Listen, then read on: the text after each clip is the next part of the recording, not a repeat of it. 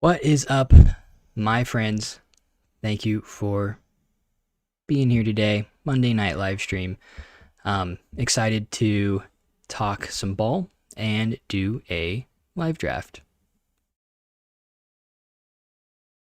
Let me know if you guys can hear me, see me, and everything is in order with the stream. And let me know who is with me in the chat. Let's see. Loud and clear. Thank you, Wilter White. So we are planning on doing live startup mock, and if you are not already in the mock draft lobby and you're interested in being in, I'll go ahead and put that link down here for you guys. Okay, are there any pressing Dynasty questions that you guys have?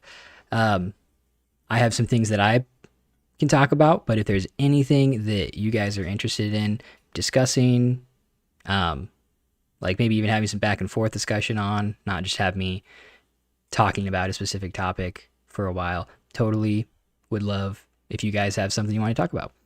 But if not, then, or I guess in the meantime, while you guys are thinking, then we can talk about some things that I didn't get to cover in the free agency video, things that came out after I had posted the video, or actually after I'd recorded it. There were several things that happened in between me recording and posting. The editing and all that stuff does take some time, and so wasn't able to get it all edited and put out that quickly. So there were a couple things that I missed, including Kyler Murray going to the Vikings, which really, really good for Kyler Murray for his dynasty stock. And honestly, like when I'm thinking about it, who would I rather have moving forward? Like Kyler Murray on the Vikings, or like a Baker Mayfield, or like a Jordan Love, or a Daniel Jones? And so for me, honestly, like I'm going back and forth on Kyler versus Baker, but I think that I'd rather have Kyler Murray over Jordan Love. He's shown a much higher ceiling and a higher floor. He gets to be in a different system with much better offensive weapons than he's had the past few seasons. And I think just a better team, a better scheme, just as a whole. And so definitely I think I'd prefer Kyler over Love. And if we're going to give Baker the benefit of the doubt, which I think that he should get, just because of the injuries and stuff, like the injuries to himself, the offensive line, all the weapons in the offense, if we kind of, give Baker the benefit of the doubt, then I think that I would prefer Baker over Kyler still. But I don't think that Baker is any more insulated than like a Kyler Murray, to be completely honest. Because what I'm expecting is Kyler to perform at least decently well with the Vikings and be with them for like at least 2 to 3 years. And if Baker has another poor season, whether it's his fault or someone else's, then I could definitely see him not being as insulated, potentially like a cut candidate, or they might maybe not a cut, but maybe trade, something like that, for Baker. But I'm going to give him the benefit of the doubt. I think that he bounces back in 2026. So I think I still have to prefer Baker, just like Wilter White here, who says that he would take Kyler above all of those quarterbacks except for Baker. I think I'm right there with you. I have them back to back in my rankings right now, but I do think I should probably move Baker back ahead of Kyler. But that's super interesting. And then there is the fallout for like a Justin Jefferson, and Jordan Addison, TJ Hawkinson, those kinds of players. Who's less insulated? CJ Stroud, Shuck, Malik Willis, Kyler. Man, I mean, if Stroud has another bad season, he's done. If Shuck's a rookie. He could probably have a poor like 2026 season. And we, just if it's as long as it's not that bad, we could probably give him another year. I think is like a dynasty community. Malik Willis has zero insulation. Like he's the starter for this season, but especially if the Dolphins are bad, which that's what we're expecting. Like he is, to me, a bridge quarterback who has the upside of, if he does well, going to be like a bridge quarterback for a different team. I think that it's pretty clear that the Dolphins are going for like a quarterback in the 2027 draft. Like, I mean, they've almost completely torn down their roster, so I'm very much not excited for Malik Willis in terms of like the future. I think he's going to be a good starter for fantasy football this year, similar to like a Justin Fields type. Obviously, that's like the obvious comparison, but I just don't think that he compares as well to like a Daniel Jones, because Jones was a legitimate starter, one of the worst starters in the league for sure, but he was like a low end starting quarterback in the NFL. He was just on a bad team, and so that's not Malik Willis isn't coming from that type of a background. He's a backup guy. There was some hype, but he's a backup type player in the NFL. A couple games where he showed some life for the Green Bay offense, and then, I mean, he's basically being given a starting role in a rebuilding team. So I don't think Willis has any insulation whatsoever. But Stroud, that's just such a tough question, because like Stroud, I feel like doesn't have much insulation. Shuck doesn't have much insulation, and then Kyler's insulation is based purely on that we know that he's a pretty good quarterback. In terms of NFL wise, of course, people don't like Kyler because he is not as good for fantasy assets as maybe other quarterbacks are, because he runs, he extend plays, and things like that.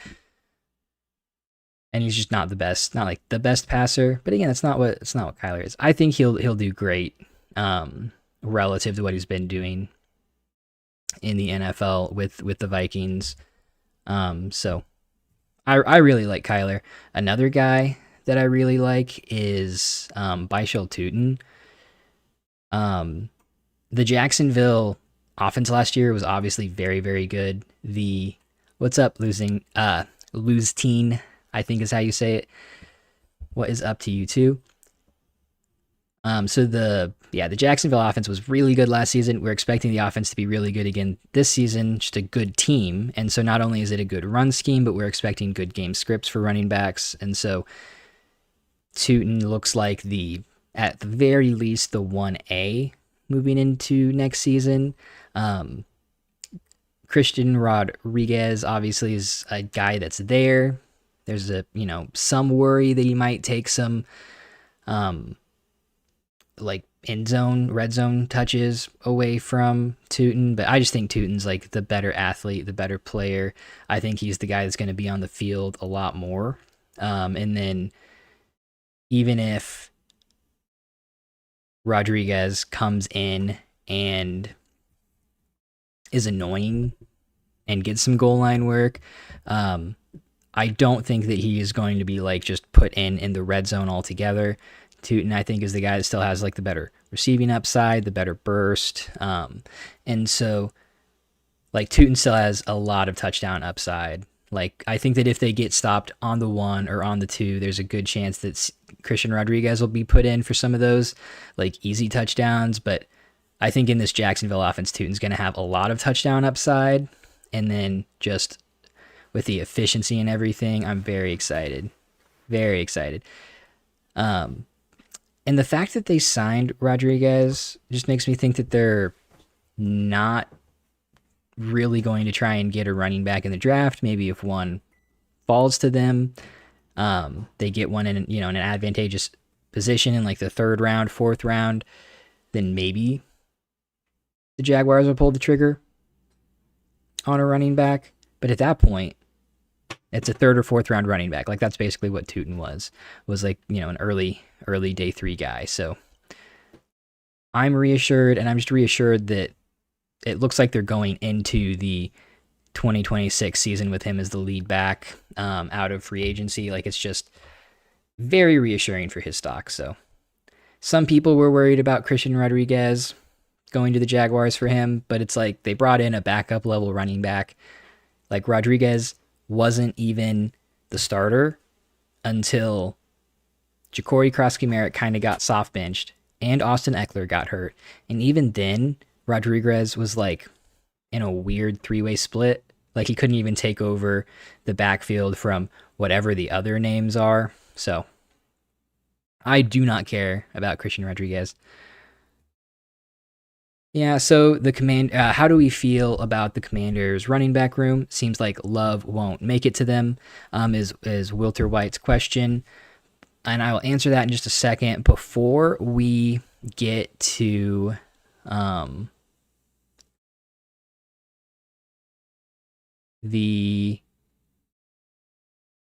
that question, I just want to double check with how the mock draft is filling up. Looks like we've had some people joining, but also had a couple people leaving. We'll start the mock draft up as soon as we get 12 people in and ready to go. So if you're watching, if you're listening, and you're interested in it, go ahead and hop in the sleeper. It's linked up in the chat.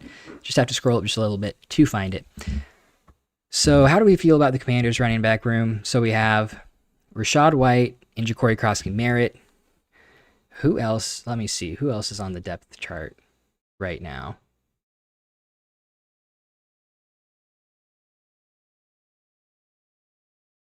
Oh, I can't see that on now. Let's have to Google it. That's fine.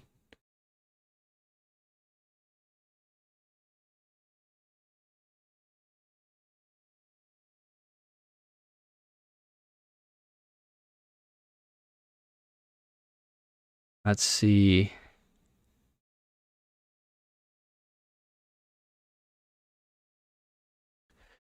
Because I just can't remember who like the third string guy is, the other backup that they have. If you guys remember who that is, let me know. But I mean, it seems like pretty clear Rachaad White will be more the passing down, the third down type of player. And then Ja'Cory Krosky-Merritt would the Commanders. The Commanders is who we're talking about.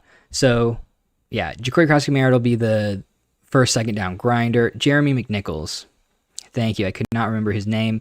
He's like mid as hell, so not really a name that I've had to say much or think about much. But yeah, thank you, Jeremy McNichols.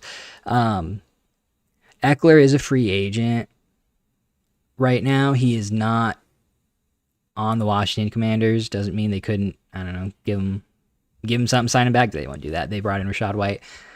Eckler might be done. Yeah, so yeah. Like, McNichols is purely like a backup level running back, like a third string kind of guy. Hopefully he doesn't see more than 10% of the snaps in any game, if you're like a Washington fan. And then JCM, early down grinder. Rachaad White, third down pass catching back. Seems like a pretty complementary pairing. And so the question then is, are these guys enough that the Commanders wouldn't want to take Jeremiah Love if he falls to them in the NFL draft? And my assumption would be no. Like, none of those three running backs would, being on the roster, would make me think that they wouldn't go Jeremiah Love if he fell to them in the draft. And so I think that they're definitely concerned that he won't, with the Titans, the Giants, and a couple other teams potentially being interested. And so he might, but he probably won't. But if he does, I do think that the Commanders would pull the trigger. Again, JCM and White just aren't the kinds of guys that would make me at all confident that they're not going to sign a running back. Like, the Chiefs are not going to take Jeremiah Love because they signed Kenneth Walker. That's a guy where I'm like, okay, they brought in Kenneth Walker. Like, there's basically no chance that they draft Jeremiah Love. But on the other hand, again, White in JCM are not elite talents, they could very easily be overruled by an elite rookie running back, which is what Love is. So, um,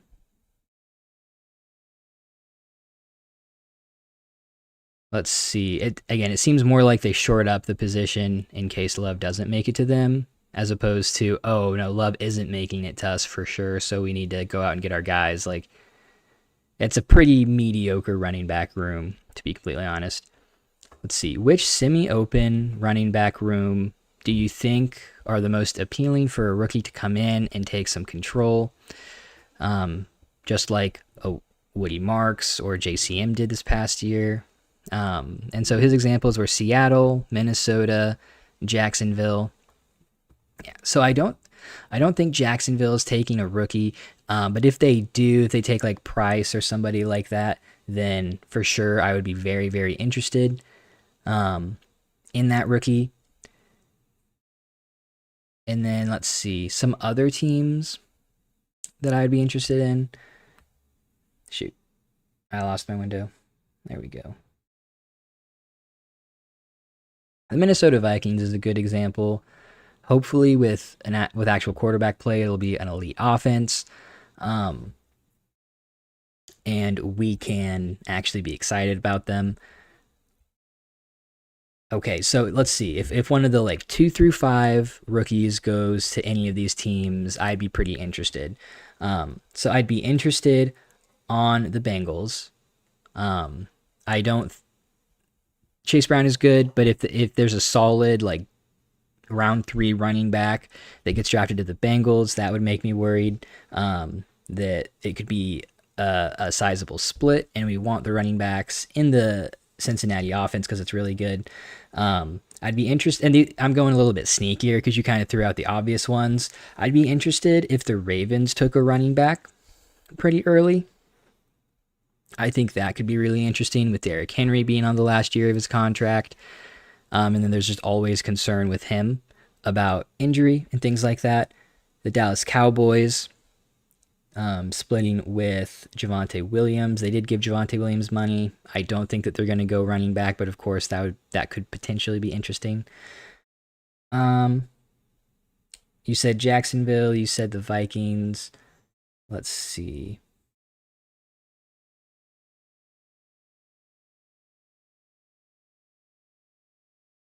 I mean, if there was like a new CMC handcuff, maybe there, but there's not a lot of really open running back rooms. My assumption would be, I guess the Tennessee Titans. I'm not super confident in Pollard or Spears, but both those guys are good, like in their own ways. They're solid. The Titans just suck. Like, I don't think that Tony Pollard being absolutely mediocre on the Titans is a Tony Pollard issue. I think it's the Titans suck issue, or they have sucked.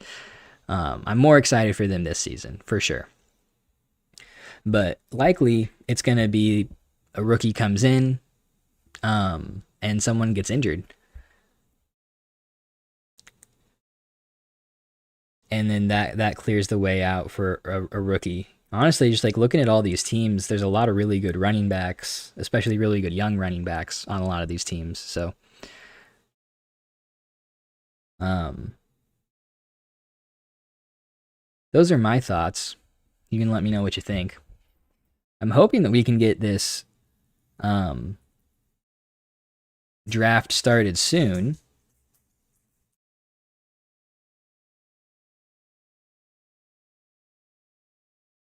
Looks like we have had a bunch of people roll in and roll out um, of the mock draft.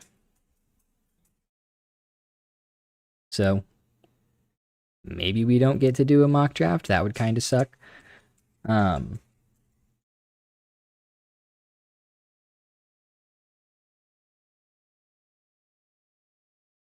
let's see. I'll see if we can wrangle up any more Discord people to hop into the draft.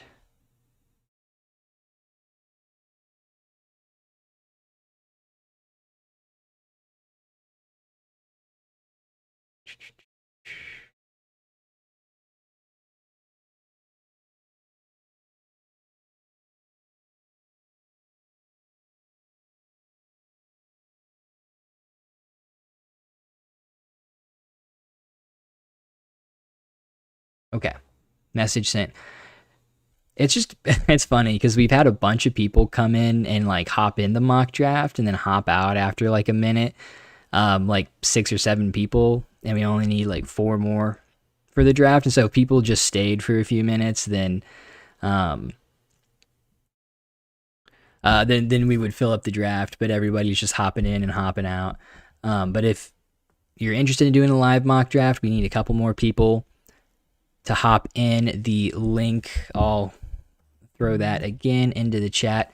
But we've had several people hop in and hop out. If you're interested, then join into the sleeper, and we will get started just as soon as we hit 12 people for that draft.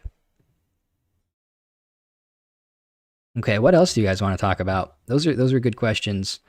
Let's see. Ooh, the Daniel Jones being signed back to the Colts, kind of what we expected. Coming off the injury, don't really know what he's going to look like, but if the Colts look at all like what they did last season, then he's going to be fantasy productive when he's healthy. The question is just whether or not he's healthy.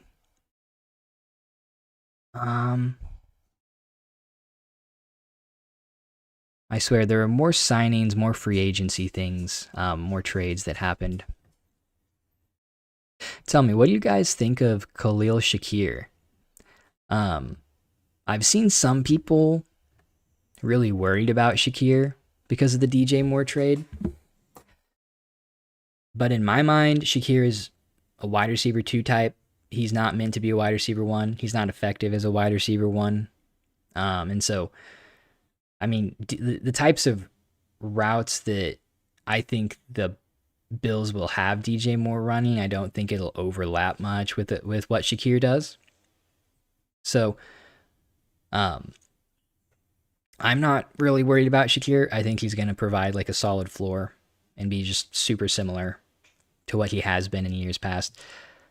I know that the target competition, yada yada, but if the Bills have like a functioning passing game, if they can have more passing volume and they just score more points or a better offense because they actually have a decent pass catching group, I think that is just going to be better for all of the pass catchers on the Bills. Let's see. We are still just a couple people away from the mock draft hitting 12 people. We're actually super close now. Let me see. And if we can, I would love if we had an extra person. I can definitely draft if we need to, but if we can get one more person, I would enjoy not drafting, but we're just one person away, and we can get that started up as soon as we are ready.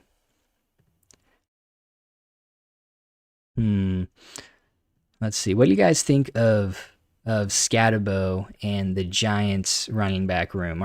How worried are we that the Giants are going to take Love with the, I believe, the 4th overall pick, the 3rd overall pick?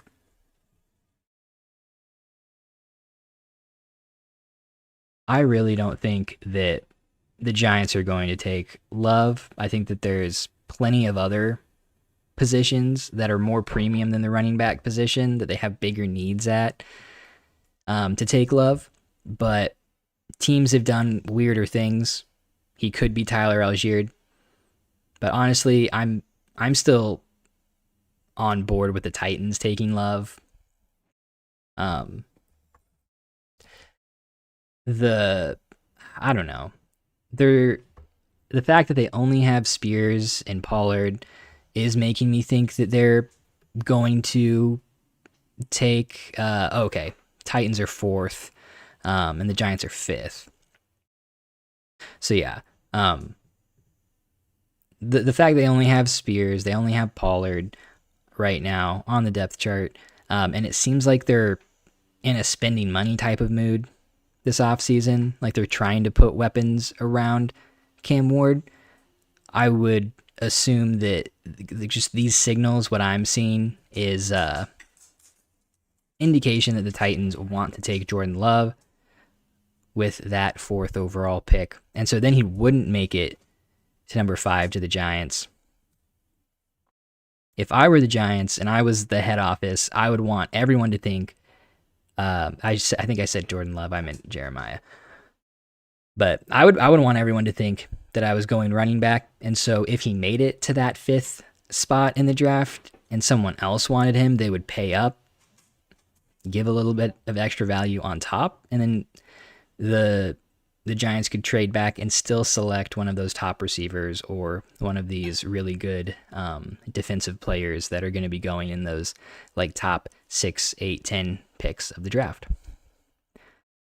So Scadabo is someone that I like. I know that there's some risk here, but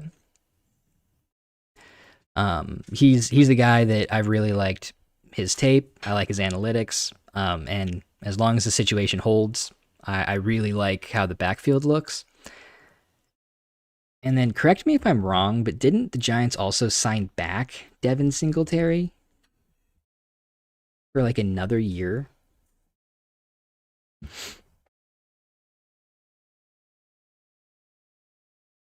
Okay, they restructured his deal. Original contract was a 3-year deal signed in 2024. And so it was set to expire next offseason. But he was definitely like a cut candidate, 100%.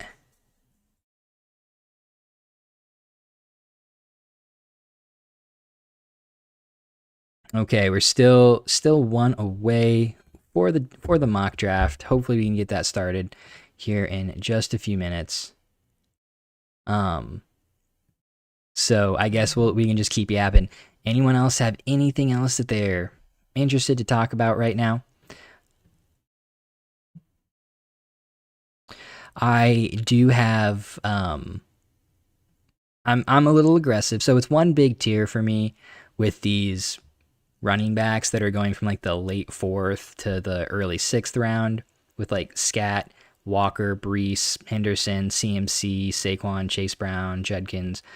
And so right now I do have Scatabo at the very beginning of that tier, which makes him my RB9. But tell me if I'm crazy for having him that high. Let's see. What is like the temperature check on Tyler Warren since Michael Pittman got traded away? How close do we feel like Tyler Warren should be ranked now compared to like a Colston Loveland? I think it should be pretty close.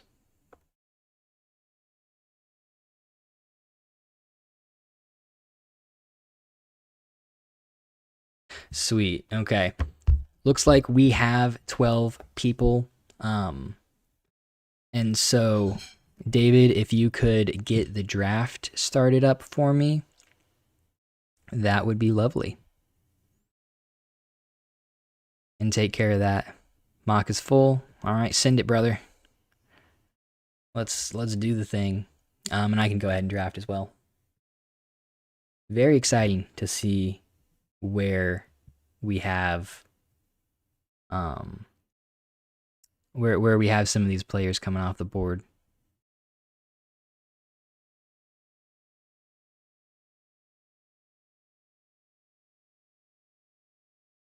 Okay, just let me know when you have that set up, and I will get it put up on the stream, and we can get rolling. Okay. If we have time after this, I do have a couple of team reviews prepped, so we might hit one or two just based on how long the draft takes. And then, David, when you're setting everything up, can we just do like a 60-second timer tonight for the mock draft? I don't think we need a ton of time. Let's see. Can I do a poll? I can do a poll. Okay. I'm curious where you guys have some of these running backs.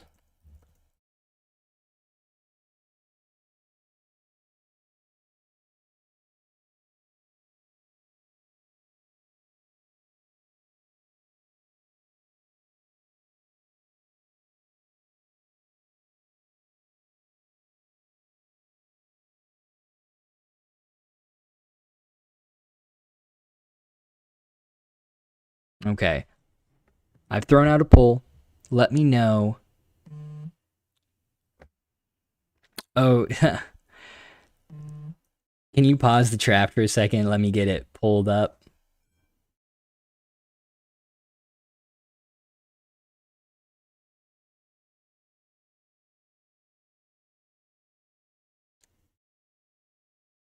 You guys just ran away with it.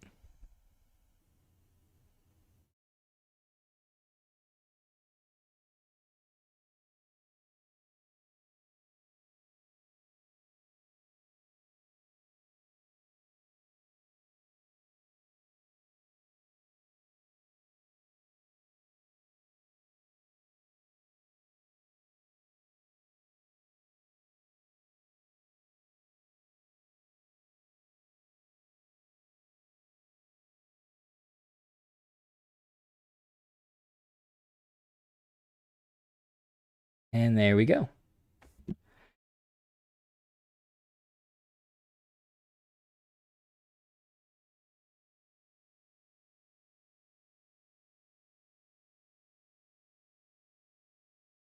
Bingo. Dang, we got started in a hurry. Luckily, I was at the 11 spot, or you guys would have just skipped me. Okay.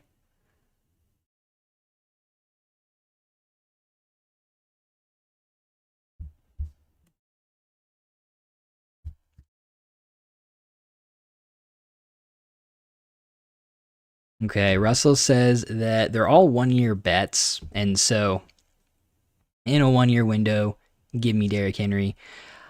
I would agree with that. But at the same time,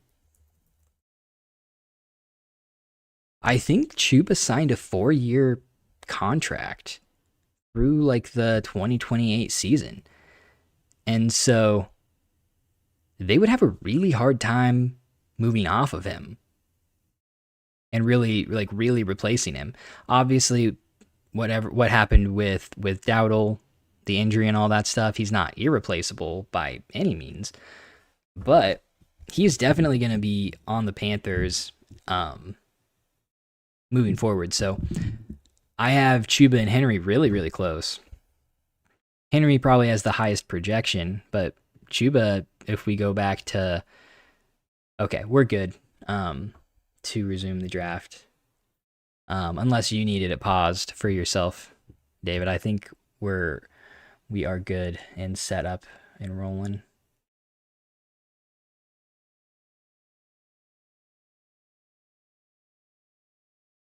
There we go.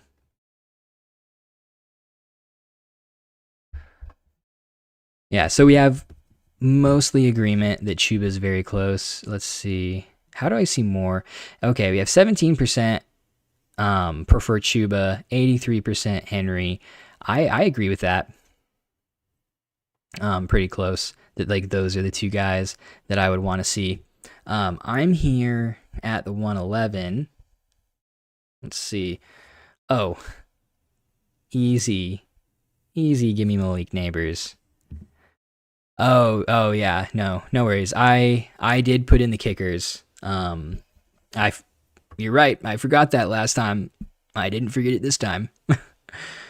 we uh we got it. Wait, actually, are there kickers? Yes, they're there. They are there. So kickers are rookie picks. If you are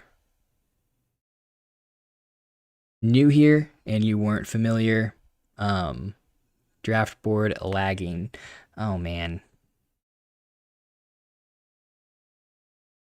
There we go. Thank you for letting me know. Is it still lagging? Is it counting down?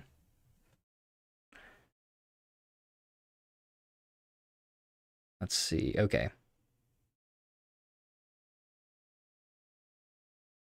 Yeah.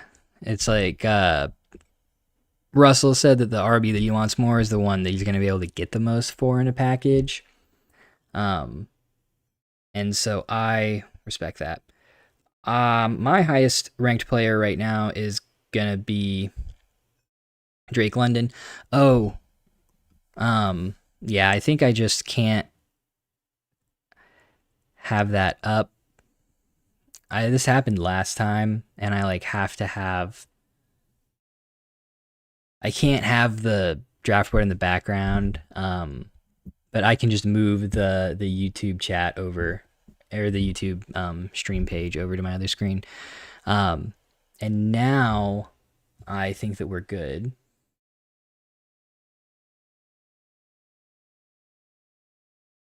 Okay, sorry about that. I am still a novice at the streaming, but we're getting better.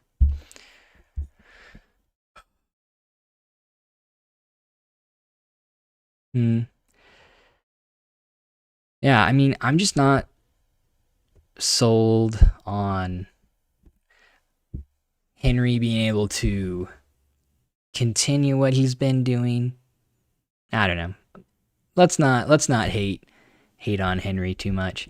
Every time someone does that, it seems to not turn out well. So Henry just I with all these running backs, they hit the wall, and at some point we're going to be expecting Henry to hit, and he doesn't, and he's probably just gone. So okay, so kickers. David, could you take the rookies out of the draft? So we have kickers, but I didn't realize the rookies were still in. So okay.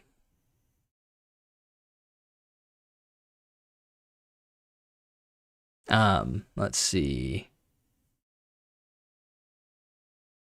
If you could repick for me. And David is fixing that now. Remember the kickers, but don't take out the rookies. Okay. Are we all good? Yep, no rookies. Sweet. Thank you, sir. Okay. Sorry, Bologna, you're gonna have to repick. Thinking you're slick. We see you. Okay, let's see. Okay.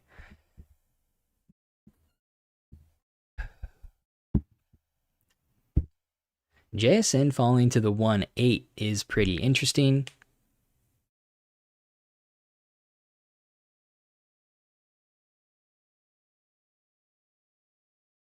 And Mahomes, that's probably fine. Probably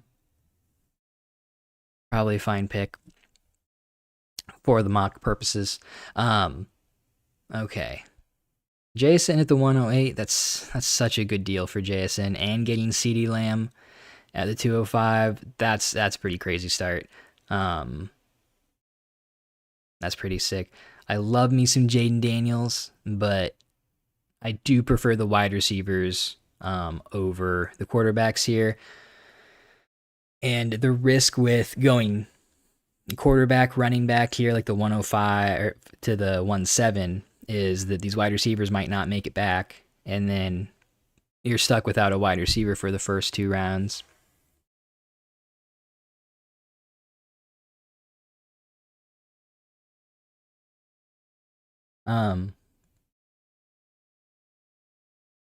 Yeah, that's a crazy start. That is a crazy start, man.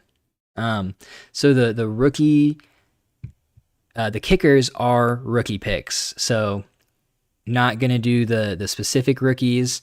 I want to do rookie picks.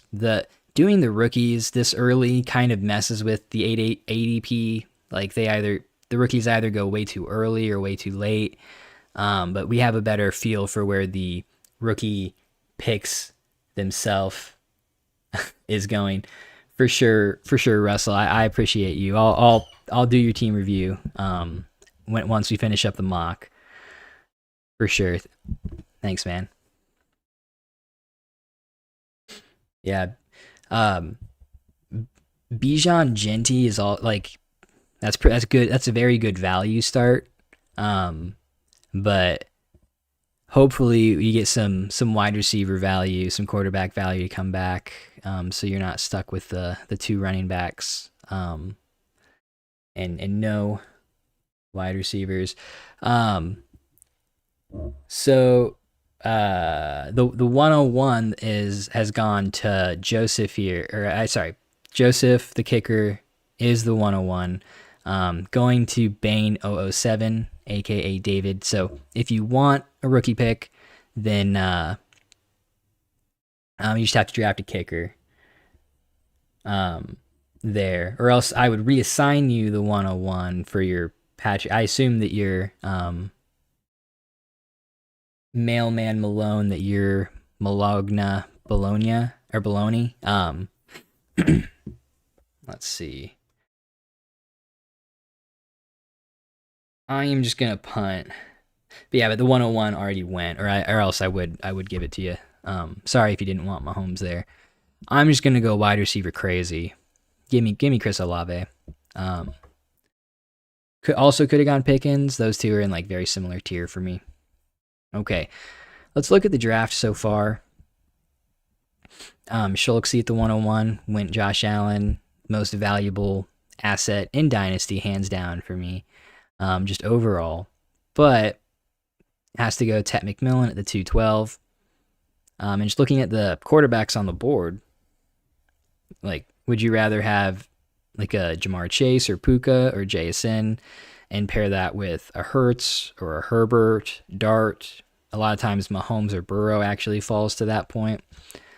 And just the more I think about it, the more I'm like, man, I would rather have the elite wide receiver, the verified stud, and then like a tier 2 quarterback, instead of having the tier 1 quarterback and like the tier 2 wide receiver. But can't go wrong with Josh Allen as the 101. Drake May Hampton for mystery meats. I really like Hampton at the 212. Really like him there. Kind of the last running back in that tier of the 101, Genty, Achane, and then Hampton. So that's a good pick. I'm glad he fell to you there. And then Jamar Chase, Caleb. That's a pretty good place for Caleb relative to the market. But I'm not quite high on Caleb like the market is. I don't know why I keep like leaning over to the side tonight. I just really want to lean on my left elbow for some reason. Puka Achane, love it. Bijan, Genty. Hopefully the dual elite running backs carry the team to victory this season, as I'm sure they can. Wilson at the 3-8. That's a fine pick. That is a fine place to draft Wilson. Let's see. Gibbs, Mahomes, T-Law is pretty aggressive on the quarterbacks. Let's see. I usually don't like taking 2 quarterbacks this early, because then a lot of times it's the quarterbacks falling that are the value. And so unless you want to draft 4 quarterbacks, it can be hard to take the best value on the board. And I just like being able to take the best player available without overloading like a position like quarterback. Jaden Daniels, Trey McBride, Nico Collins, that's a pretty sick start, to be completely honest. Going to be very productive out of those 3 assets. The JSN Lamb into Dart, I think that's my favorite draft so far. It's going to be tough for the other teams to catch up, to be completely honest. Really, really like Dart's price in the 3rd round. Lamar, Burrow, Pickens, that's also a pretty good start. Getting the dual elite quarterbacks, the falling value on those like high-end guys, where realistically, like, Lamar is still like a tier 1 dynasty quarterback for me. Burrow's at the top, very top of tier 2, so that's pretty sick. And then able to get Pickens as your wide receiver 1. That's not a bad wide receiver 1 to have. I really almost took the 101 instead of Drake London at the 2-2, but I have Drake London ranked higher. Positionally, I prefer London, but I know that the market itself doesn't really reflect that. I also like David's start here with St. Brown, the 101, which I almost took, and then Justin Herbert. The domain guys recently on a live stream were talking about Herbert, and I think basically they said, like, why are we drafting Herbert as like a QB1 when he hasn't been and we don't expect him to be? Like, what do we expect? He's going to be like a top 5 quarterback. But that's what he was operating as in the beginning of 2025 before Joe Alt went down with the injury. He was rushing a ton. The offense was firing on all cylinders. And this was even without Slater in a Greg Roman offense. And Herbert was like the QB7 or something through the first however long weeks. I don't remember, like maybe 6 or 7 weeks of the season before Joe Alt went down. And so now we have Mike McDaniels instead of Greg Roman. We have all these young wide receivers, QJ, Ladd, Trey Harris, and Aronde Gadsden, Omarion Hampton at the running back position as well. There's all these guys being another year older, more experienced, another year in the system, all those things, and Mike McDaniels coming in. I could very easily see Justin Herbert exceeding what he put up at the beginning of last season. He also got injured halfway through the season. Like, he played through some wrist injury, and we don't know how much that was limiting him, but we really saw the passing volume go way up for the Chargers. We saw Herbert scrambling, using his legs a lot more. Would not be surprised if he finishes as like a top 6 quarterback here in 2026. Like, I really wouldn't. I was already projecting the Chargers to be like a top 5 offense in the NFL in 2026 before the Mike McDaniel hire. And if we're going to boost them from the Mike McDaniel standpoint, then I would say I would feel comfortable projecting them out as like a top 3 offense. Just the line wasn't healthy, and there were other injuries to the offense. Like, I think the Chargers are going to be an absolutely insane offense, and I think the sky's the limit for Herbert, especially if he keeps rushing like he had been. So I have to disagree with the domain guys that I do think Herbert could be like a top 5 QB in scoring in 2026. Respectfully disagree. Agree to disagree, as one might say. Let's see.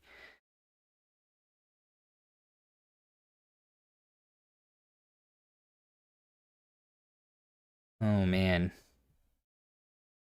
I think that you guys gave me a pretty gross teardrop here, but that's totally fine because I like Bucky Irving. And I'll go ahead and I'll take Bucky Irving.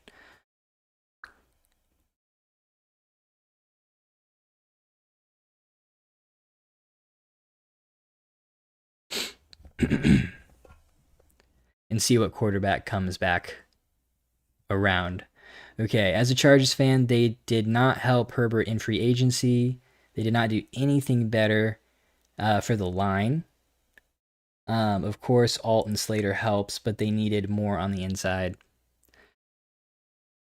Yeah, I mean, you're probably right on that one. The Chargers could do something in the draft potentially at the position.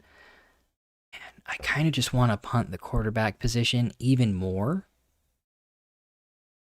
Man, I really want to. Oh, wait. Oh, wait. Oh no. Oh, yeah. Oh, yes. Oh, give me the scat man. Please and thank you. I did not even realize he was still here. Thank you very much.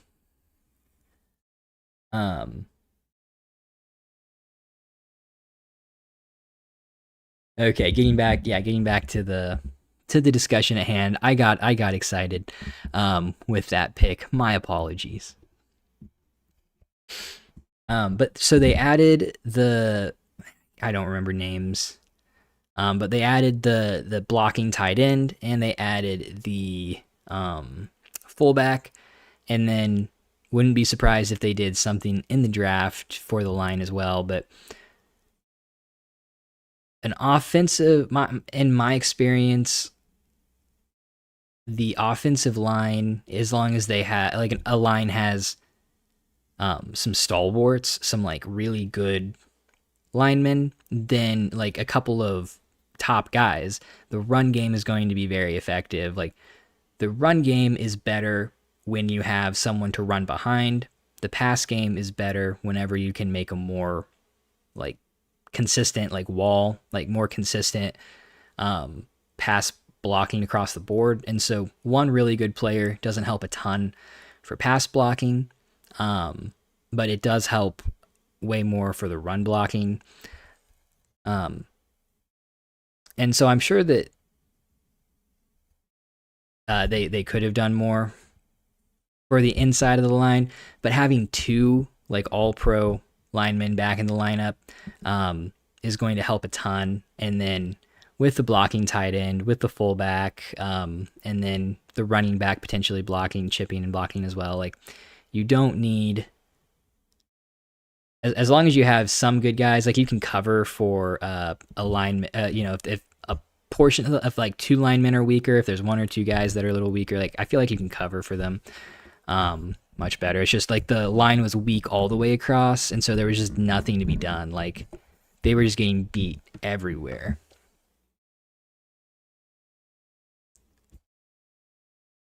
But yeah, Russell, let me know what you think of that. Like I think that if they can get the run game going, it's gonna open up the pass.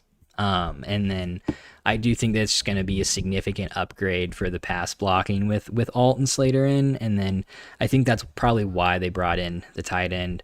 And then do you think they'll go lineman in the draft? Do you think that there's a interior lineman that'll fall to them at their pick? That's pretty late in the first. Okay. Pretty late in the first for them to get like an actual high-end lineman. Okay, so looks like the quarterbacks have also been have been faded pretty hard here in the fourth and fifth round. It's not just me. It's like everybody's kind of waiting and seeing what we're gonna do at the QB position. Let's see. Egbuka at the 4-4, McConkey at the 4-5. And that's just the thing, man. Like, I would rather have McConkey over Marvin Harrison, but getting Marv a round and a half later, it just feels so much more palatable for me. I mean, but who, you got to take somebody in this range, and it's either the running backs, the wide receivers, the quarterbacks. So I can't hate on it. It's just pretty high still compared to some of these other guys, like a full round ahead of BTJ, almost a round ahead of Rome. Of course, these guys just have to fall a certain way. And there's going to be someone who's at the end of the tier, and we have to, at some point, draft one of them at the beginning of a tier, for sure. Let's see.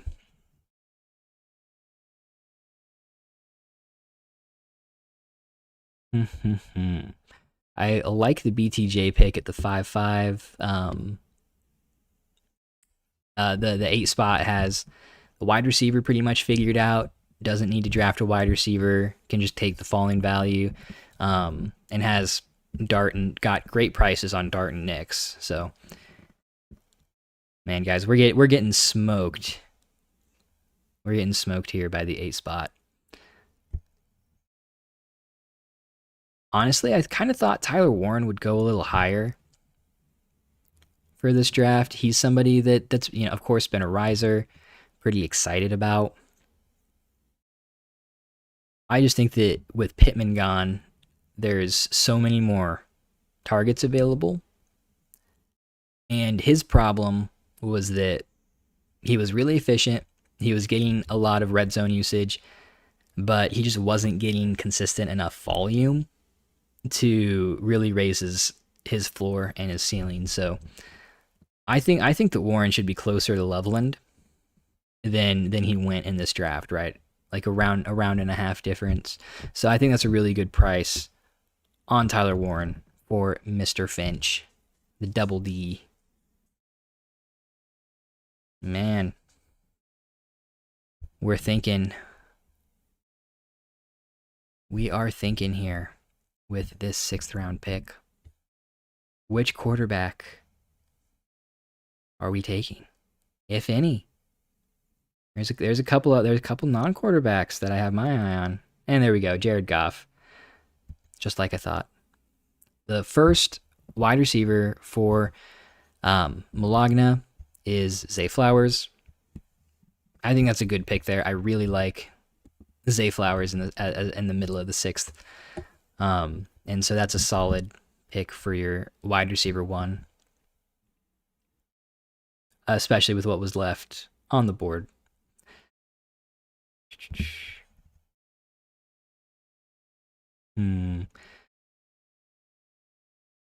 So we have drafted through the 105 so far. 1, 2, 3, 4, 5. And so the next pick up will be the 106 whenever that kicker is drafted. And just seeing how some of these drafts are playing out. Schultze at the 1 spot has the 103, so likely a wide receiver, and then Tet Jamo. James Cook and Kyron is a pretty good running back duo here out of a startup. Fannin goes at the 6-8 there. And I think that's a pretty good pick as well. So I like what Schultze's putting down at the 1 spot. Looks like building out a pretty balanced team, taking the value that comes. The 2 spot, we have the May, Hampton, Rice, Harrison, Loveland, and Judkins. That is a start that does worry me a bit from the wide receiver position perspective. Rice is up in the air. You know, the 311 is either going to be a really good price or it's going to be a really bad price for Rashee Rice. Personally, I'm willing to take the risk with him there, but having him as your wide receiver 1 and Marv as the wide receiver 2 is a little tough. And I'll go ahead and go Kyler. Practice what we preach here with my 6th round pick.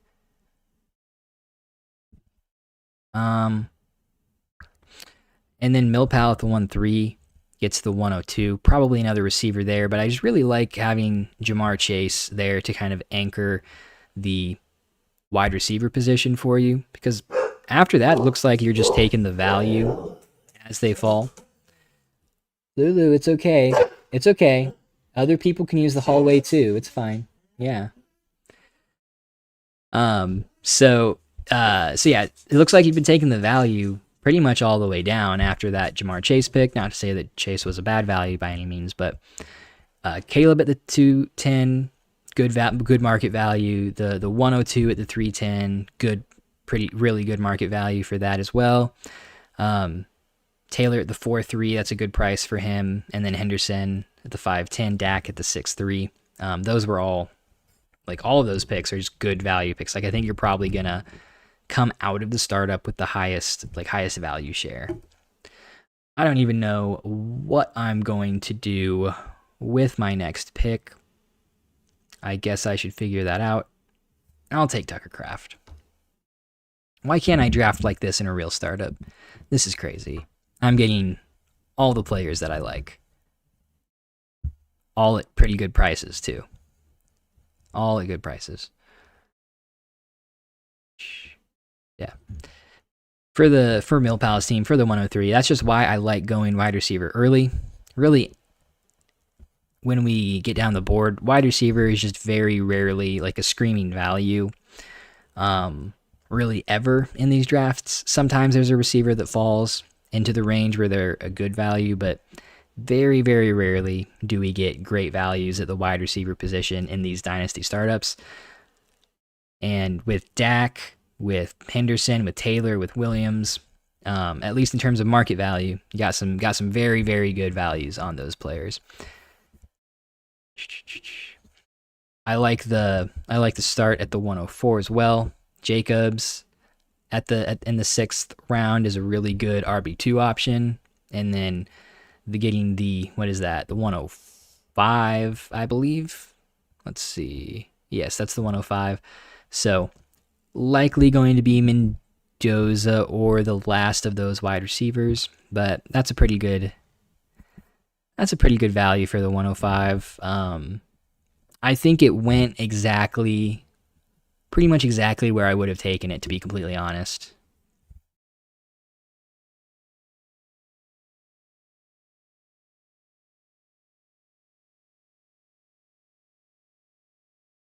Gotta go be a dad now. Good luck, Russell. Glad to have you here. I'm sure you do a great job with that. Um, but happy to have you here while you could be here, boss. Yeah, I'm sorry for the snipe there, David. I was pretty confident that Jander at the 12 spot wouldn't take tight end, or I would have taken Kraft at the 6-11 there. But with him already having Bowers, I was pretty confident I could let Kraft come back around to me. Man, because I would take Kraft probably like what, mid fourth.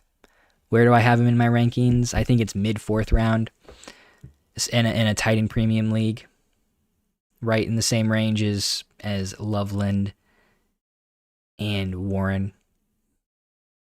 I believe he was the tight end one, or he was tied for the tight end one. He had like the exact same points per game as Trey McBride through like 8 weeks before he got injured. So even if he comes out slow, he's very young in an offense that when he's on the field has looked like it's built around him and Josh Jacobs. Efficient offense, and he's just a guy that doesn't need a lot of volume to score a lot of fantasy points. And that is honestly, I think that's a better position for a tight end to be in than having to rely on a super high level of volume. Volume can fluctuate with your situation, especially as a tight end. The more elite you are, the less it's going to fluctuate, of course. But if you're a tight end that can just get it done, score 17 points off of 4 targets like Tucker Kraft can, then from year to year, maybe not from a game-to-game perspective, but from a year-to-year perspective, he's going to be very productive, even in worse situations. Yeah, I have all 3 of those tight ends in the mid-4th type range. Holy Travis Hunter is what Floating said.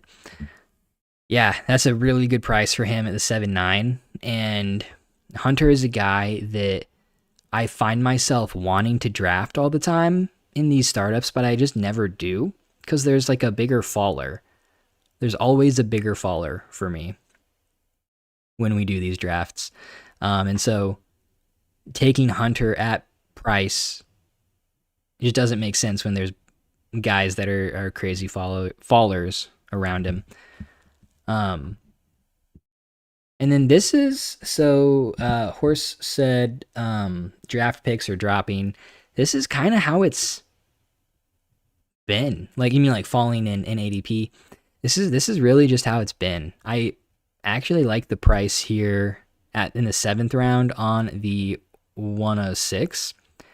That's another pick, or that's another, draft selection where if we had drafted closer to or more in line with what my rankings were, and some of these players that I really like were already off the board, then I would have gone the 106. But again, it just doesn't make sense to go the 106 at price whenever, at least for me, there's like a massive value faller. Yeah, that's a really good pick there. But man, after you get to the 105. These picks are just faded into oblivion. I hate it. The funny thing is that normally the first round picks go in rookie drafts are valued pretty similarly year over year. Like I don't have the data in front of me, but I went back and looked at some ADP stuff a while back, and it's just pretty consistent where these picks are going year over year. And then maybe if there's like a really good top end, the top end players or those picks will be elevated in the drafts. Like, you know, when we had Caleb Williams and Marv and Neighbors and Jaden Daniels, Drake May, all those players, those picks were elevated. Those like top 5 picks were elevated a bit. And then in this class, those top 5 picks are deflated a little bit, but a lot of these picks are still within like a round of where they went compared to that like elite 2024 class. So even when we're really down on a class, it's like the picks are still within like around a half a round to a round in either direction, give or take. If the class is strong, the picks go up a little bit. If the class is weak, the picks go down a little bit, of course. And then you have some outliers up at the top. But I was just very interested to see how reproducible the price of these draft picks are from year to year to year.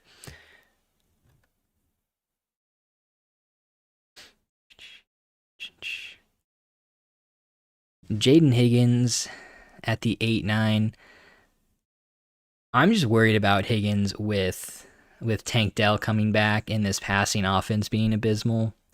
I'm someone who's pretty out on Jaden Higgins at this point in time. But you gotta load up on the wide receivers if you only get one receiver through the first 5 rounds of the draft. Devontae Smith at the 6-9 is very good value for him. Excellent value for a Devontae Smith. Okay. Just going through since kind of my last pick, we had Laporte at the 7-3, after Kraft at the 7-2, and then Christian Watson, which at the 7-4, which I think was really high for him.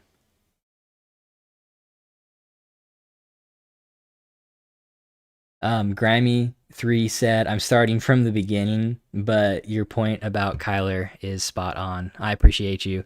I'm glad that it resonates with you there. So I should probably draft somebody. Ooh, Addison at the 8-10. Man, you were the one who sniped me this time, David.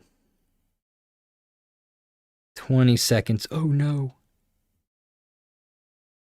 Where's Malik Willis? I'm kidding. I don't want Malik Willis. This is who I want. Chubbard. Give me the Chuba. And then I have another player that I'm really hoping comes back around to me in 2 picks, and we'll see if it happens. But I've got my eyes on another man here in the 9th round. If you guys, so we've been drafting for like only like 45 minutes or so. So honestly, we haven't been drafting for a super long time because we got started a little bit late. So I would be down to go probably through like oh man, you're killing me. That's who I wanted. Man, you read my mind. I should have gone Tootin instead of Chuba. Jander, if you're on the live stream, please tell me, would you have taken Chuba if I had taken Tootin? Because those are the 2 guys that I wanted.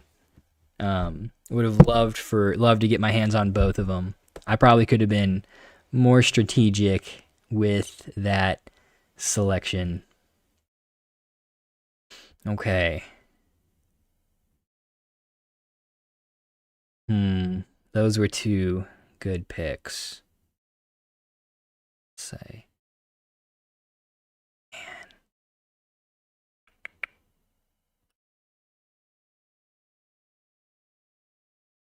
Oh man. I know who my highest ranked player. I'm gonna stop.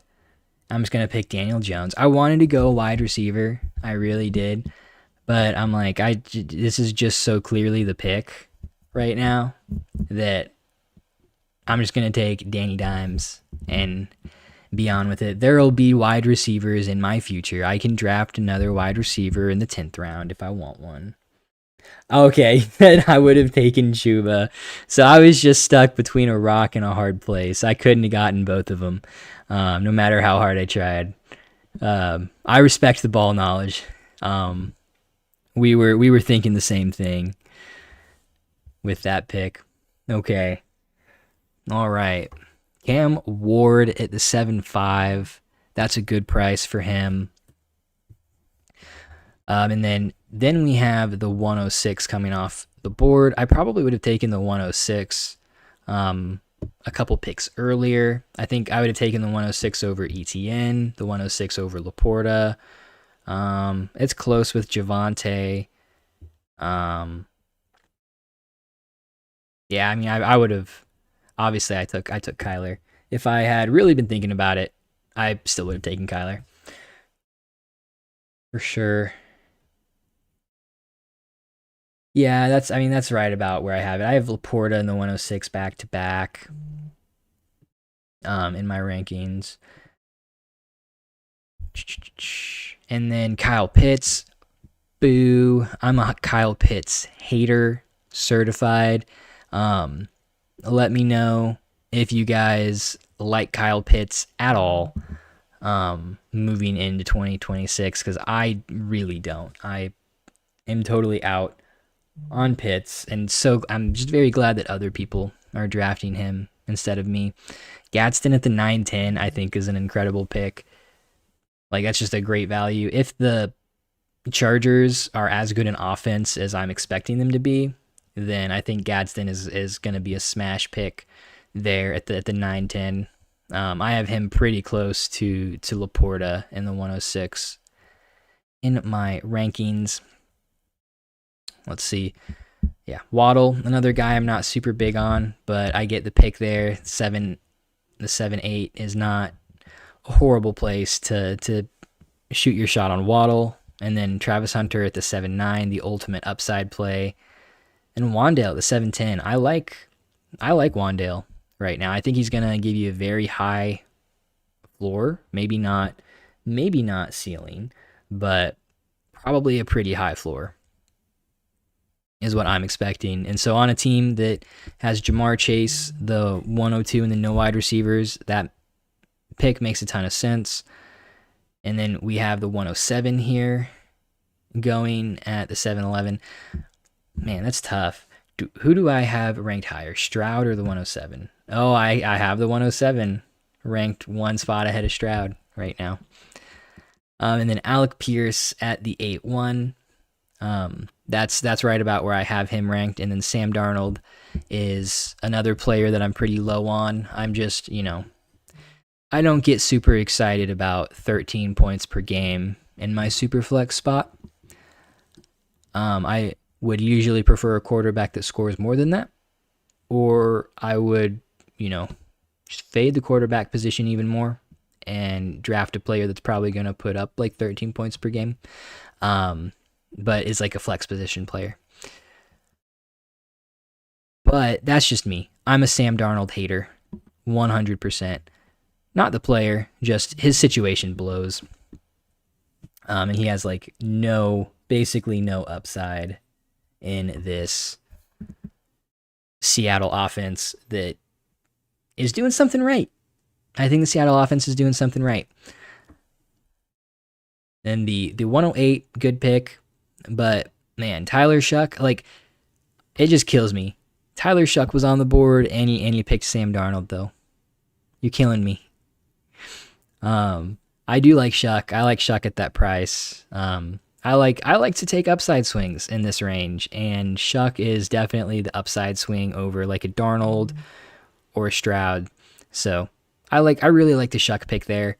He is your QB2. Maybe you get Mendoza with that pick. So maybe he's your QB3. But either way, I'm a fan of the pick. Michael Wilson stacking up the wide receivers at the 8-5. That's a decent range for him. Oh man, now I have to count.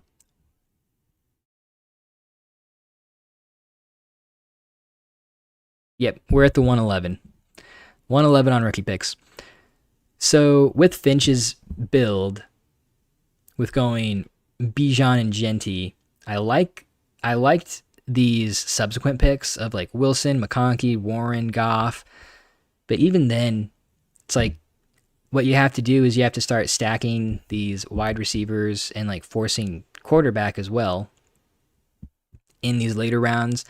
And that's just not a place where I want to be forcing picks. Stafford wasn't like a bad pick in this range, if you need like a QB2. But Stafford's more of a guy where I would much rather have him as like a QB3, or like in value wise, have him as a QB3, have like a Cam Ward and pair that with Matthew Stafford, or Cam, or like Tyler Shuck and Stafford, something like that. As opposed to him just being like your QB2, because then he's very little insulation, forces you into like a compete now type of mode. I probably would have rather you gone like Bryce Young for some upside at the position with that pick, and then try to get Stafford on the way back around. But the quarterbacks are going. They're going. I wanted to fade the quarterback position even more. I wanted to draft. I won't say who I wanted to draft because we haven't gotten there. But that's all I'm saying is that you get to these later rounds and you're having to stack these wide receivers, and it just seems like pretty replacement level guys when you could be targeting like running backs, other quarterbacks, tight ends, and things like that. I should probably make my own pick. It's okay. I can perform in 10 seconds. Mr. Michael Pittman it is. I only need 13 seconds, and I can get the job done. Let's see. 8-6 was Derrick Henry, RJ Harvey, DeAndre Swift run. Little run of running backs there.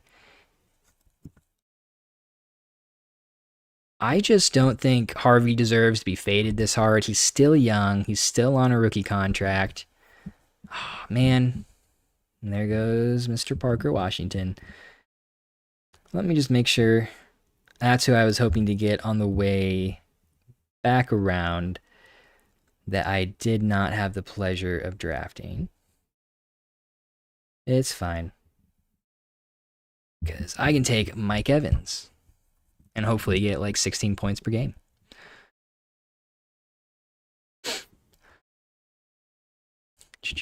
Yeah, I just don't get how far we're fading Harvey.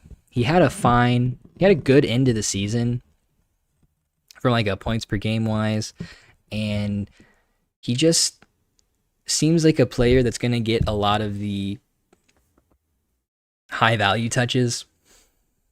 He's going to be used in the red zone, in the passing game.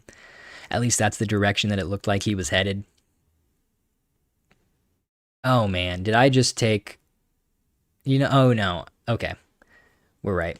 I have Evans and Pittman like just ahead of the 112, and the 112 went there at the 10-8.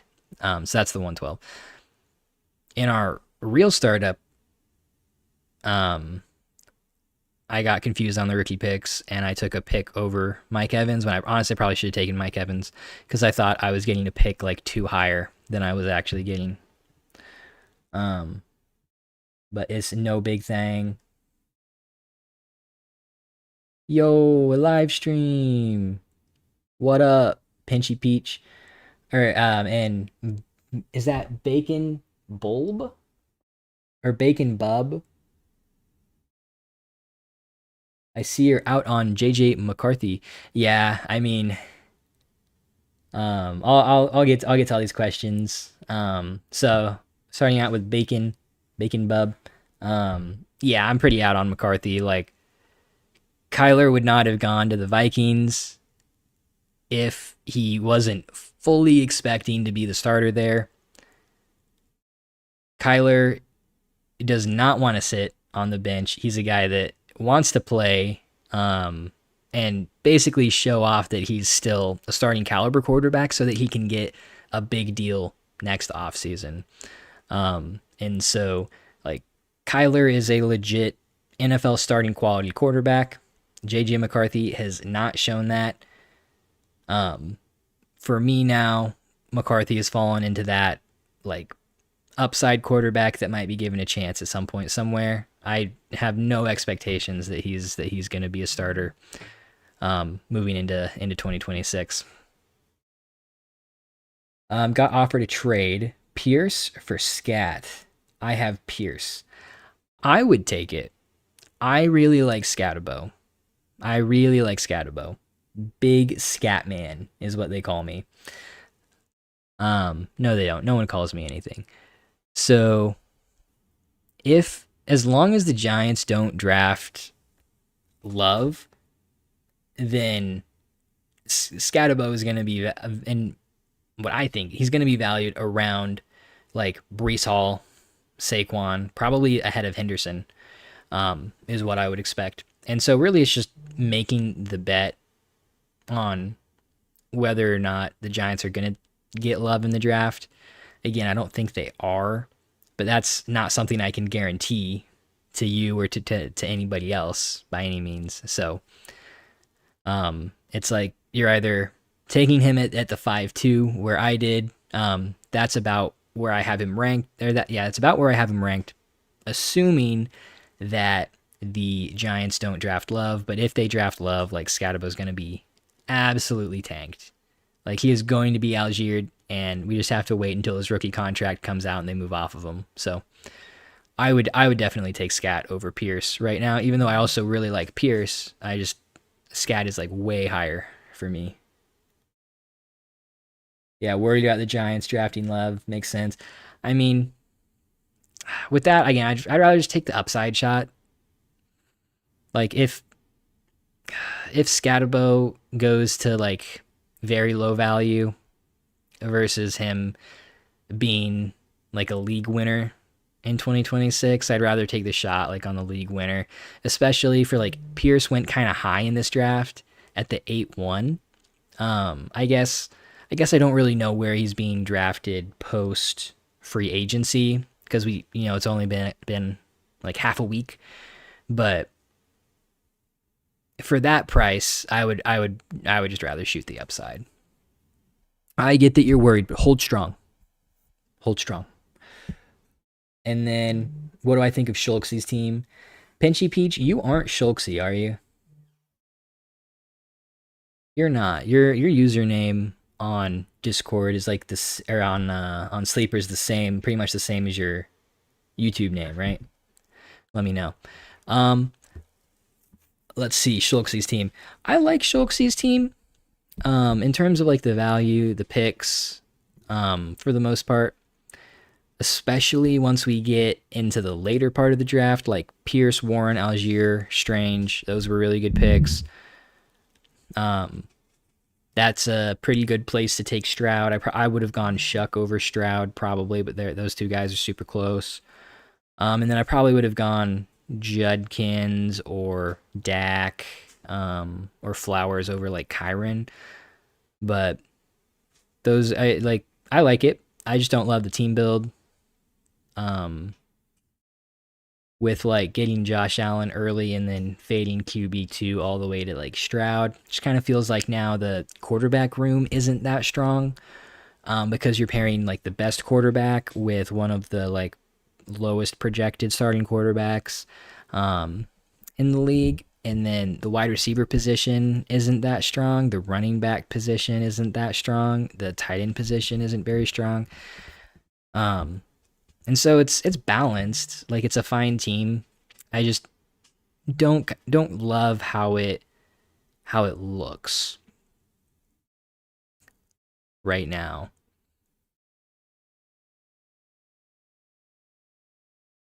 You're not. I didn't think so.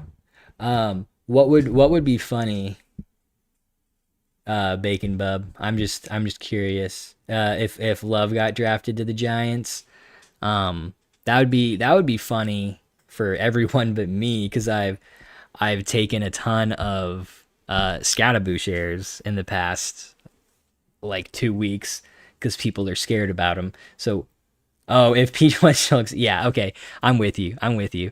That would be funny. People do that. People do that. I didn't think it was though.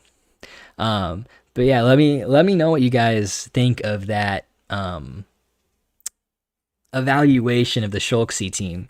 It just like I look at the players and the picks and I'm like, these are good players, these are good picks, but it just doesn't look like a strong team to me right now, if that makes sense.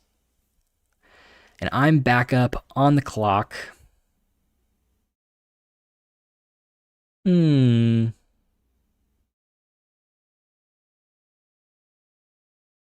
Man, I'm just so boring. I get on the clock and I can't get spicy with it. I'll just take Penix. Like that's so boring. That's such a boring pick. But I've already faded the QB position. Penix is my highest ranked player.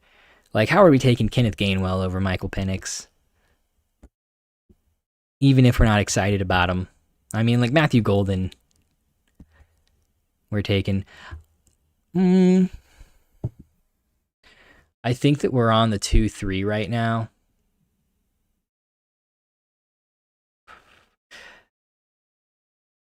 Yeah, I'll take the 2-3 here for this pick. Let's see, that's the 1-3.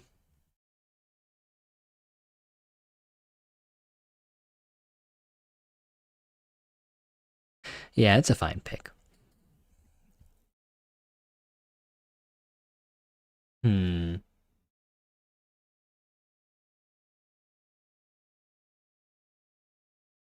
Let's see. I'm just gonna scroll down. You guys don't get to see the top of the draft anymore. Well, can I fit it? No, we're just gonna not see the top of the draft. There. That's fine. Hmm. Well, Penix has a chance at starting in 2026. Um, JJ McCarthy does not seem like he has a chance at starting in 2026, to be honest. So, and I will further explain in just a moment. But there's a couple more chats. So Gainwell was RB16 last year. He was RB16 last year. Um, if we go back and like actually look at his game log though,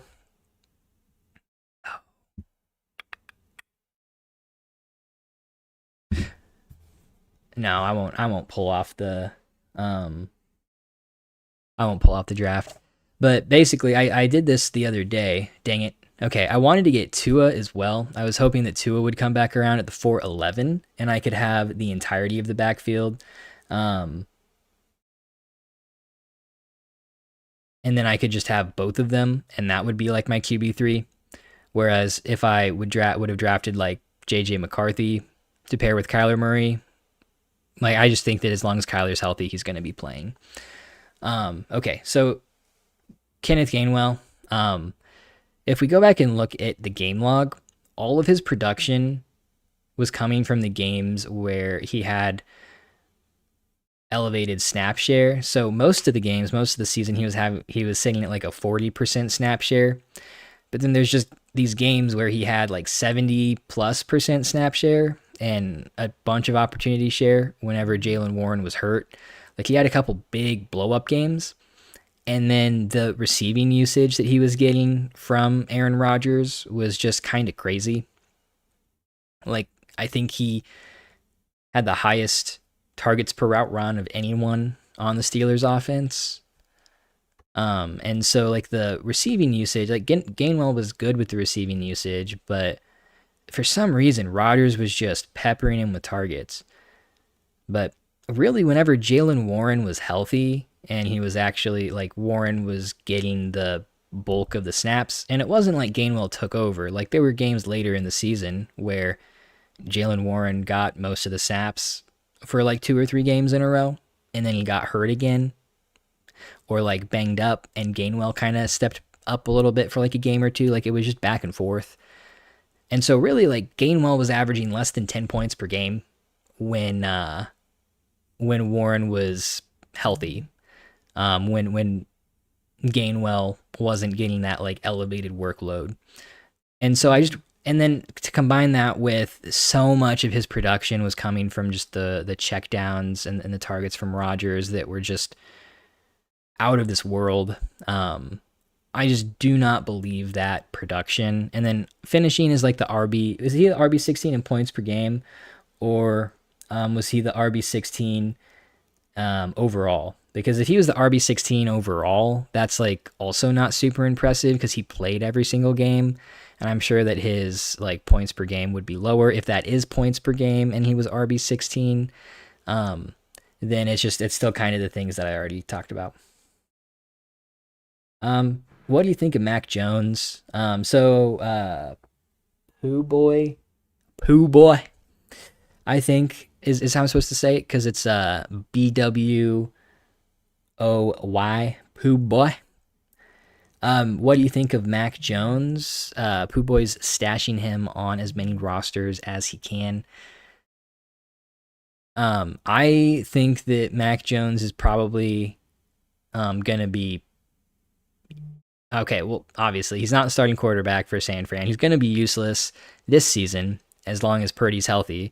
But I think he's a great stash. I think that he is a guy that will likely be competing for a starting role in 2027.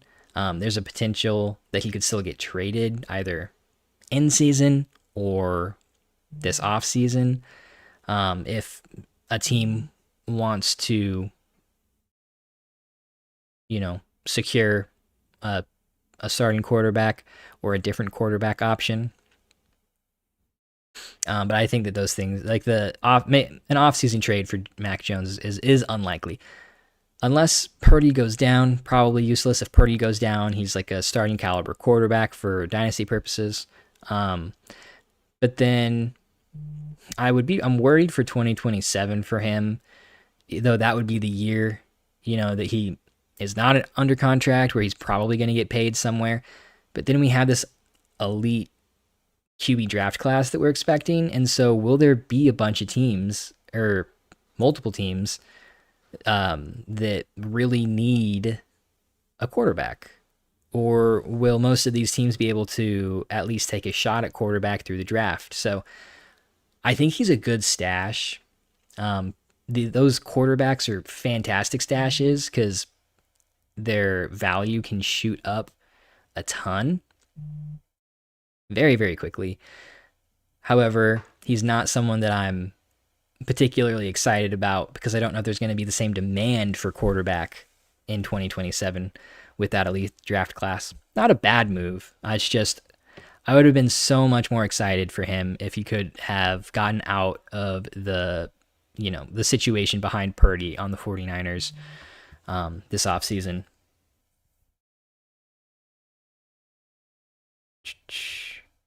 Okay. I am up to draft. We're at the 2-6, I believe. Are there any players left that I prefer over the 2-6?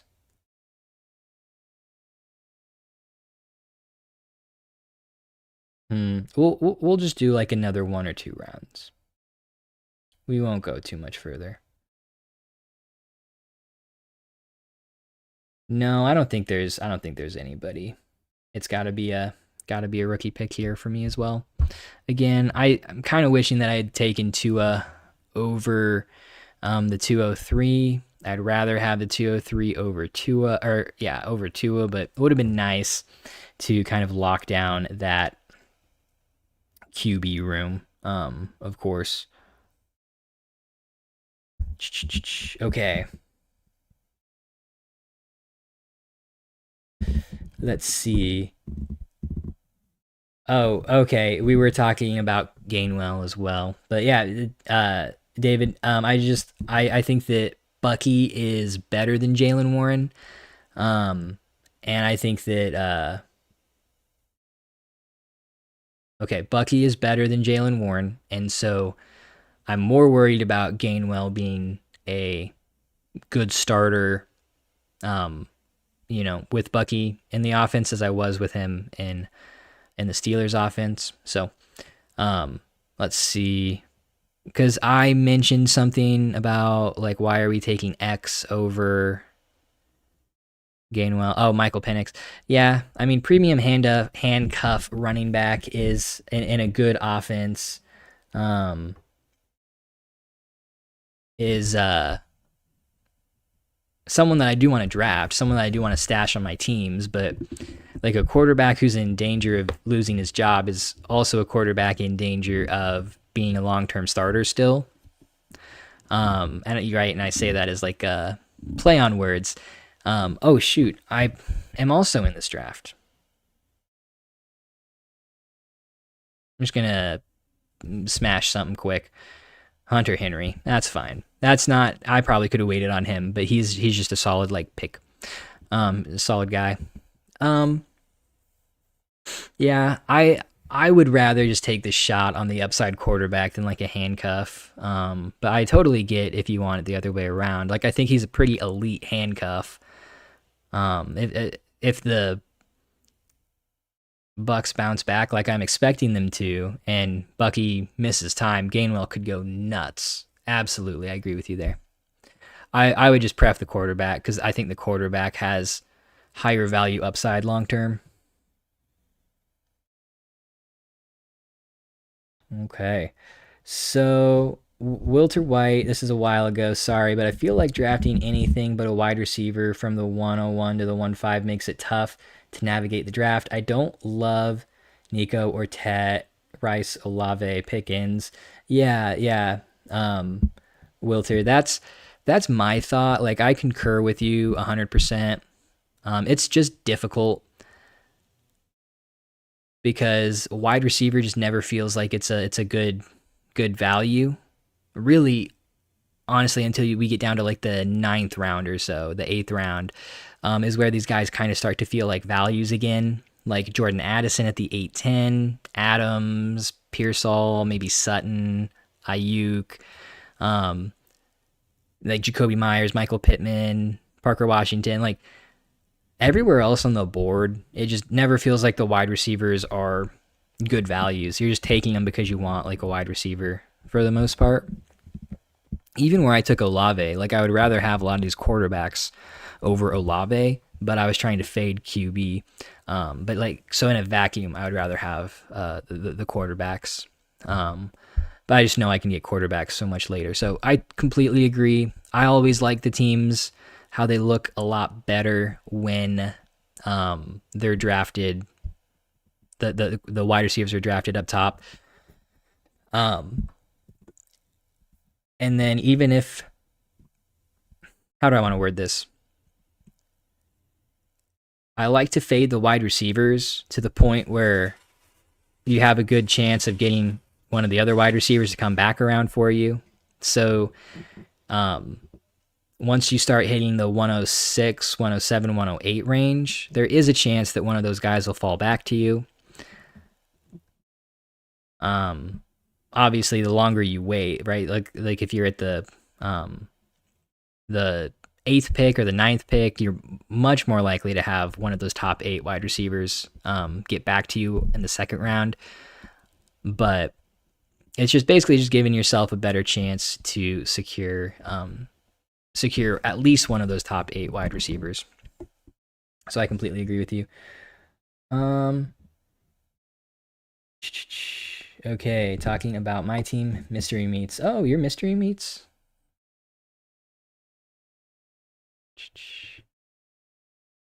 Let me see. Yeah, I mean, I think that you've built out the team fine. Um, and like taken some pretty decent values on the way down the draft. You got Rice, you got Harrison, and then stacked up on these good wide receiver values in the 9th, 10th, and 11th.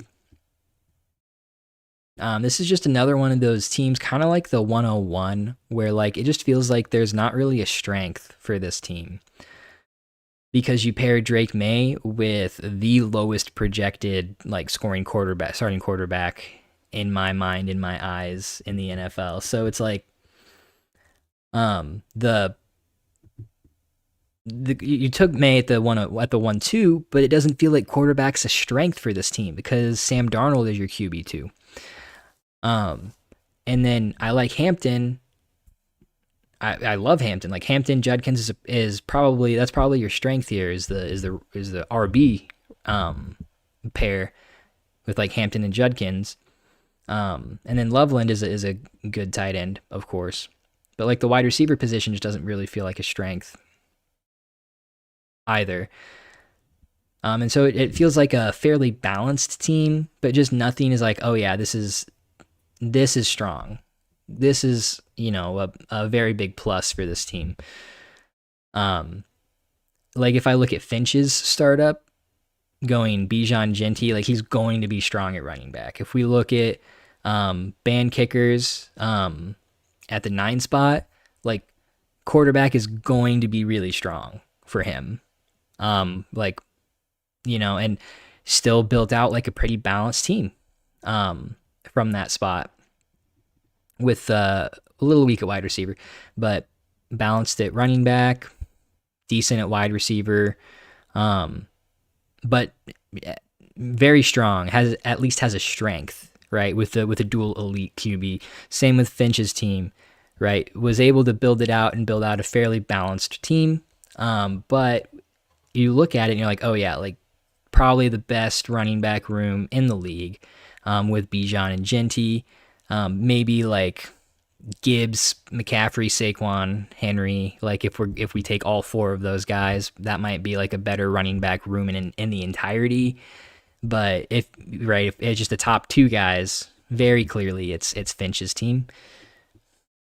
So I don't like when I build out a team and it just doesn't feel like there's any strengths. And it just kind of feels like it's average at everything. I don't know. I'm not saying that's bad. I just don't like it. I don't like it. And I appreciate you, David. Thank you. I have to keep checking if it's my pick or not. Okay. Mac Jones, okay. Pugsley on Discord. Oh, what up? Okay, so if you take a high value QB, you think it's better to double down on a strong QB room.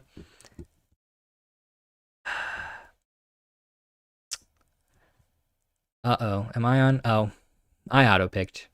Whoopsie.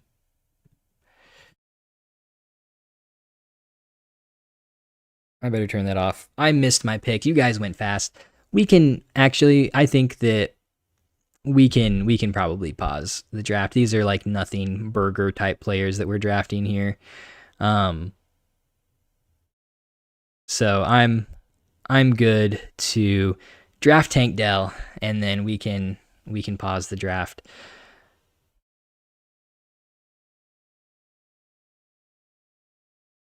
Or actually, you guys let me know. Do you want to keep drafting a couple more? While I talk, do we just want to let it run? Because I can let it run. That's fine. I don't have any issues. Just us continuing to draft. But if you guys are like, this doesn't matter, then we can stop. Okay, so Schultzy. So like I would just rather not take the high value QB start. Like, if I'm being completely honest, um, I don't really like go like in the second round going Tet, Olave, or Pickens like at the tail end of the second, just because it feels like lackluster for that draft position. It feels like a lackluster wide receiver. If I can get Pickens or Olave in like the mid third, then like that's great. Feels like a good place to stop. Yeah, that's what I was thinking. Um, I'm totally fine with that. So you can just scroll back up. To me, like the 1-1 is just a really tough place to draft from. Um, because the only, or I guess if we look at my rankings, and I think I can just go ahead and pull them up.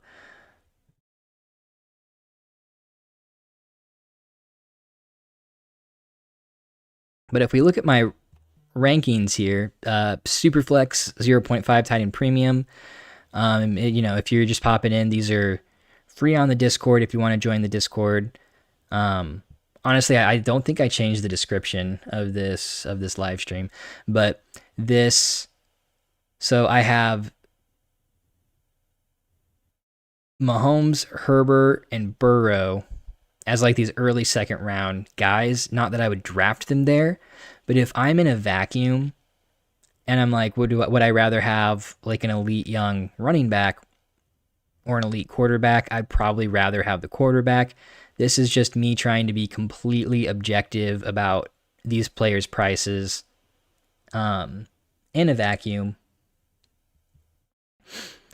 But that's just quarterbacks, right? And I'm not saying that you should draft like this, but when we get into this late second, it's like it's the tight ends in McBride and Bowers. It's the running backs, if any of them fall to you, or it's one of these four quarterbacks: Mahomes, Burrow, Herbert, or Darts. And I just don't really want to go quarterback and then quarterback again. Like the quarterback, I think, would be the value for me, likely in that situation if we're talking strictly value here at the 212. But it's like you don't want to go double quarterback unless you're getting really, really good value on like the dual quarterback start.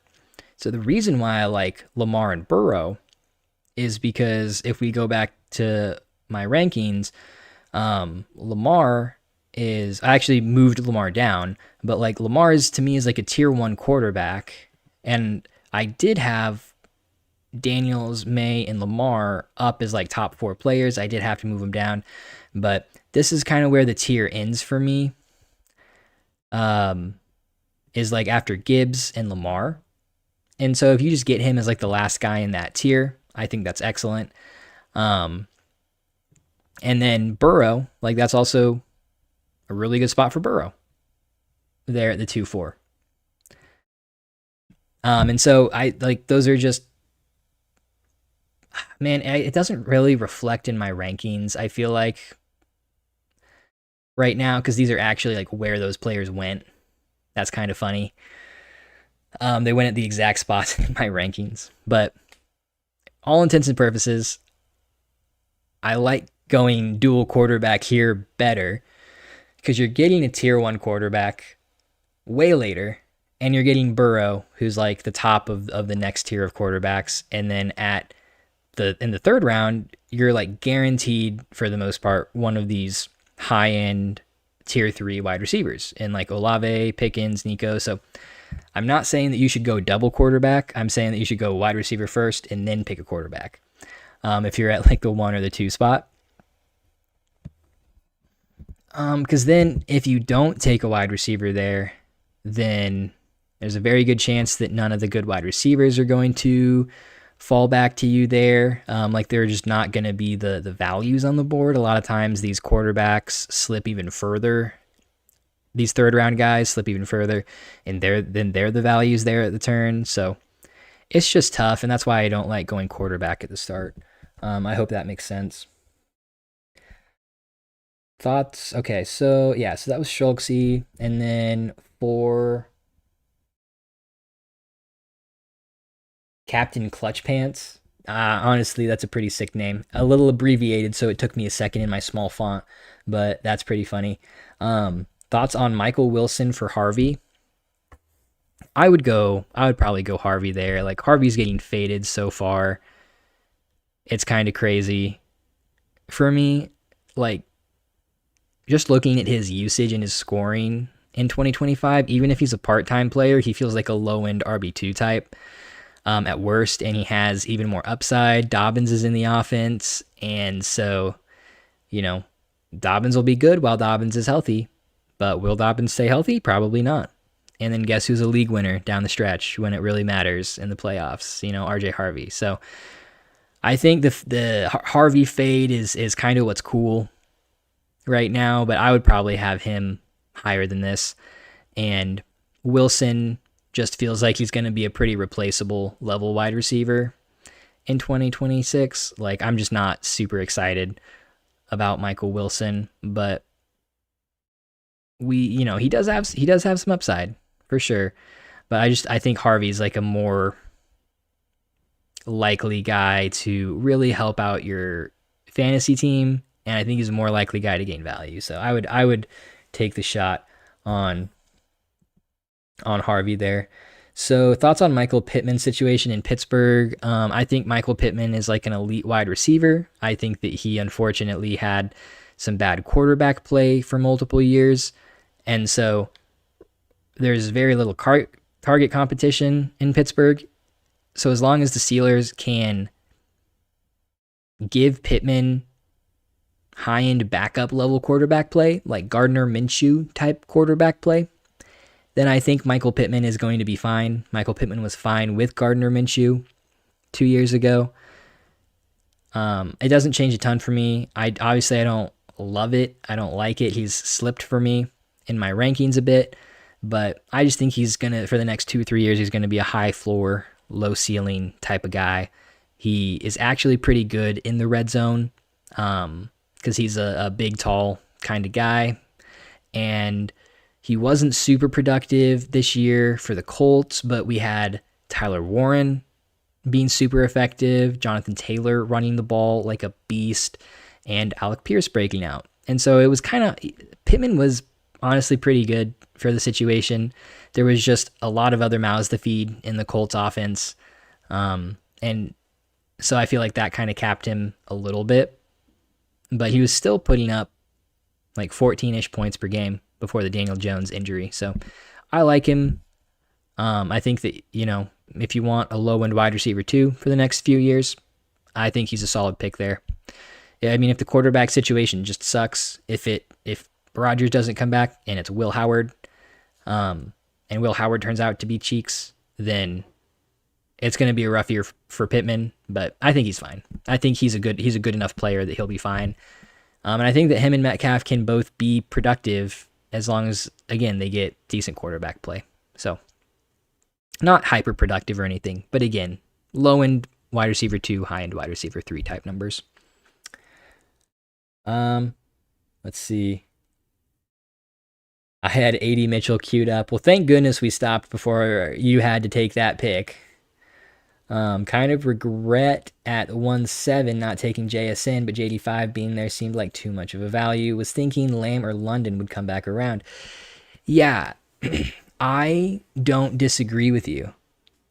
In my Dynasty Startup Strategy video, what I think I had in my little algorithm was like 1-7. That is the place where on average you should get one of those guys to come back. This was just a draft where we wanted the wide receivers. The like Ashton Genty and Caleb Williams and Omarion Hampton went later in this draft than they do a lot of times. But really, in the first couple rounds, just go wide receiver. If you're trying to decide between two players and those two players are very similar, just take the wide receiver. Like if Jaden Daniels was on the board and you had to pick between him and CeeDee Lamb, like take Jaden Daniels. Maybe like Drake London is the guy you're having to decide against. I would probably take Jaden Daniels there as well. But that's assuming that if you're picking those guys, that you already took a wide receiver. You know, if you're making that decision, you already took a wide receiver. As long as they're in a similar tier, not necessarily the same tier, but you're like, even if I might prefer the 101, I'm just going to take Drake London because he's a wide receiver, and I feel better about getting a wide receiver in like the first and second rounds, because I know I'm probably not going to get great wide receiver values later. That's kind of how I feel about it. So I do think you should have gone JSN at the 1-7, because then, when McBride comes back to you, you're not disappointed. But if it had been one of those other guys that was the wide receiver on the board that was just clearly in a different tier, in a lower tier, then of course, yeah, that's whenever I would go someone like Jaden Daniels. But that's just my approach. That's just kind of how I see things, evaluate things. And I think you built out a decent team, no matter, even still. I probably would have gone running back though over McBride. Tough to go QB tight end in the first 2 rounds, I will say. That I think that's also a thing that hurt you. Even though McBride is a fine pick there, again, it's just like roster construction. We get to the end and we look at it and we're like, we just don't really love how that looks. Okay, well, I have promised Russell's Muscles a team review, and so we will hit on that. Let me know if you're here, Russell. If not, then you can watch it later. But let me get that pulled up real quick. I messed up my stuff.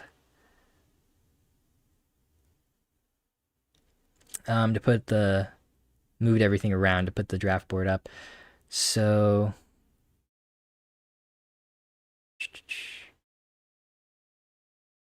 nope, this one. There we go.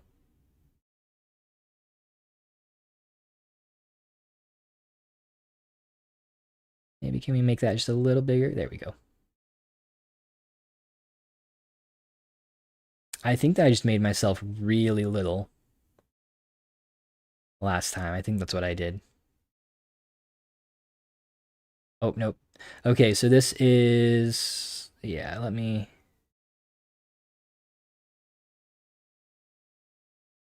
Where do I want to hang out? I'm going to hang out down here. That's fine. Okay.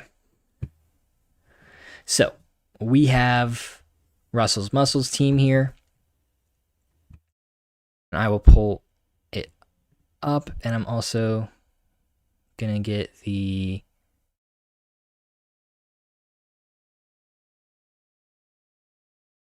Dynasty Daddy for him ready as well, just so I don't have to do that and stop mid thought. But Russell said that he wants just some help with figuring out what to do with this roster, and so obviously there is hella picks. This is a production deficient elite value team that I see sometimes, where just rebuilt, retooled, whatever you want to call it, so hard. There's one other team in his Dynasty Daddy that profile that is relatively close in value. I'll show you. All the other ones, he's doubling up the value on all the other teams. It's nuts. Okay, yeah, and then, well, let's see. Yeah, so this is the Dynasty Daddy value chart here, right? There's this one team that's sort of valuable, that's also pretty decent, and then just everybody else is roughly half. So this is a crazy valuable team. If we look again at the value score, the value score is roughly over twice what the average value for these teams is. And so again, that's reflected here by this Dynasty Daddy value chart that we looked at. Contending score, unfortunately, is a 2.3, really bad, doesn't have any startable running backs, and has really good quarterbacks, but it's only a 1 QB. And so that's also kind of unfortunate. This team would be significantly more valuable, significantly more productive if this was a 2 QB league. And then we have a couple real players like Lad McConkey and Ricky Pearsall. Then other than that, everyone's just kind of dart throws, upside shots with like Tank Dell, DK, Likely, AJ Barner, and stuff like that. Okay. So like I said, elite value on the team review page, I actually gave this elite value plus because it's just a crazy amount of value. And then, of course, production deficient. For roster notes, super valuable. This is a team where we really need to be making moves to get some player value back on the roster. Obviously super valuable, but what we need to do from this point is take that value and turn it into a usable, functioning roster for the future. The problem that Russell told me is that I'm sure you can have guessed, is that people don't really value their future draft capital a ton in this league.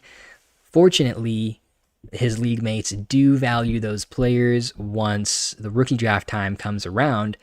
But what that tells me is that we're probably not getting good value for any of these 2027 picks. We would probably, if we wanted to move them, have to sell them at like 80% on the dollar in order to get deals done with those picks. And so what I would like to do is pivot off of a few of these 2026 picks, the early seconds, maybe the firsts, and just get some players on the roster, maybe down tier off the 101, or I guess let's say down tier off the 102, and just get a couple of like mid-leveling starters, something like that. Just get some guys. And then use those 2027 picks, the abundance of them, and up tier those players again. So just getting some player value on the roster, using some of these 2026 picks, and then up tiering them with the 2027 picks in order to kind of build up to some of these elite cornerstone assets.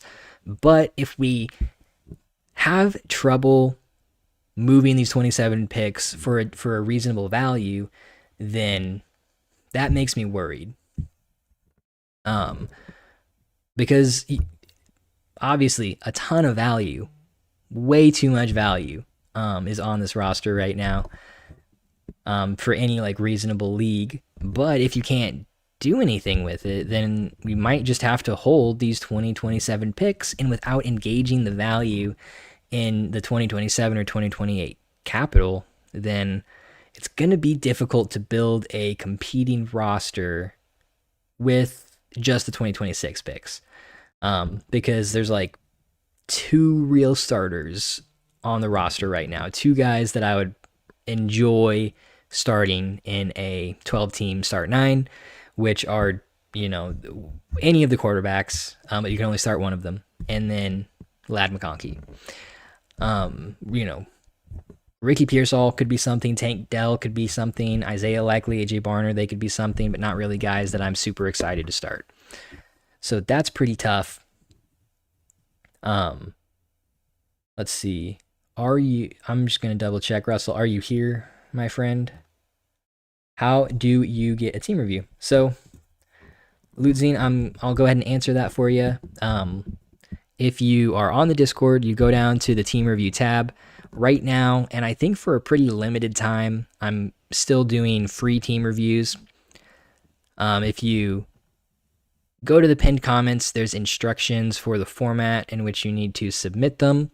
And you can do that, submit a roster for a team review, and I'm usually about a week or so, like 7 to 10 days behind on those. Just because they keep coming in every time I think I'm catching up, they just keep coming in.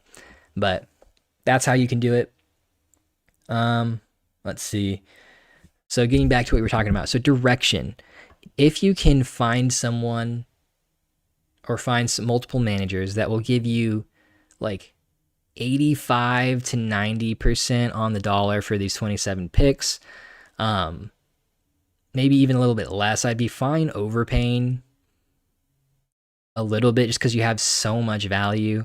But we need to get real players on this team if we want to have any shot at competing in 2026. And when I say real players, I just mean like starting assets, move some of this value from the draft picks to the players, to actual players instead of just capital.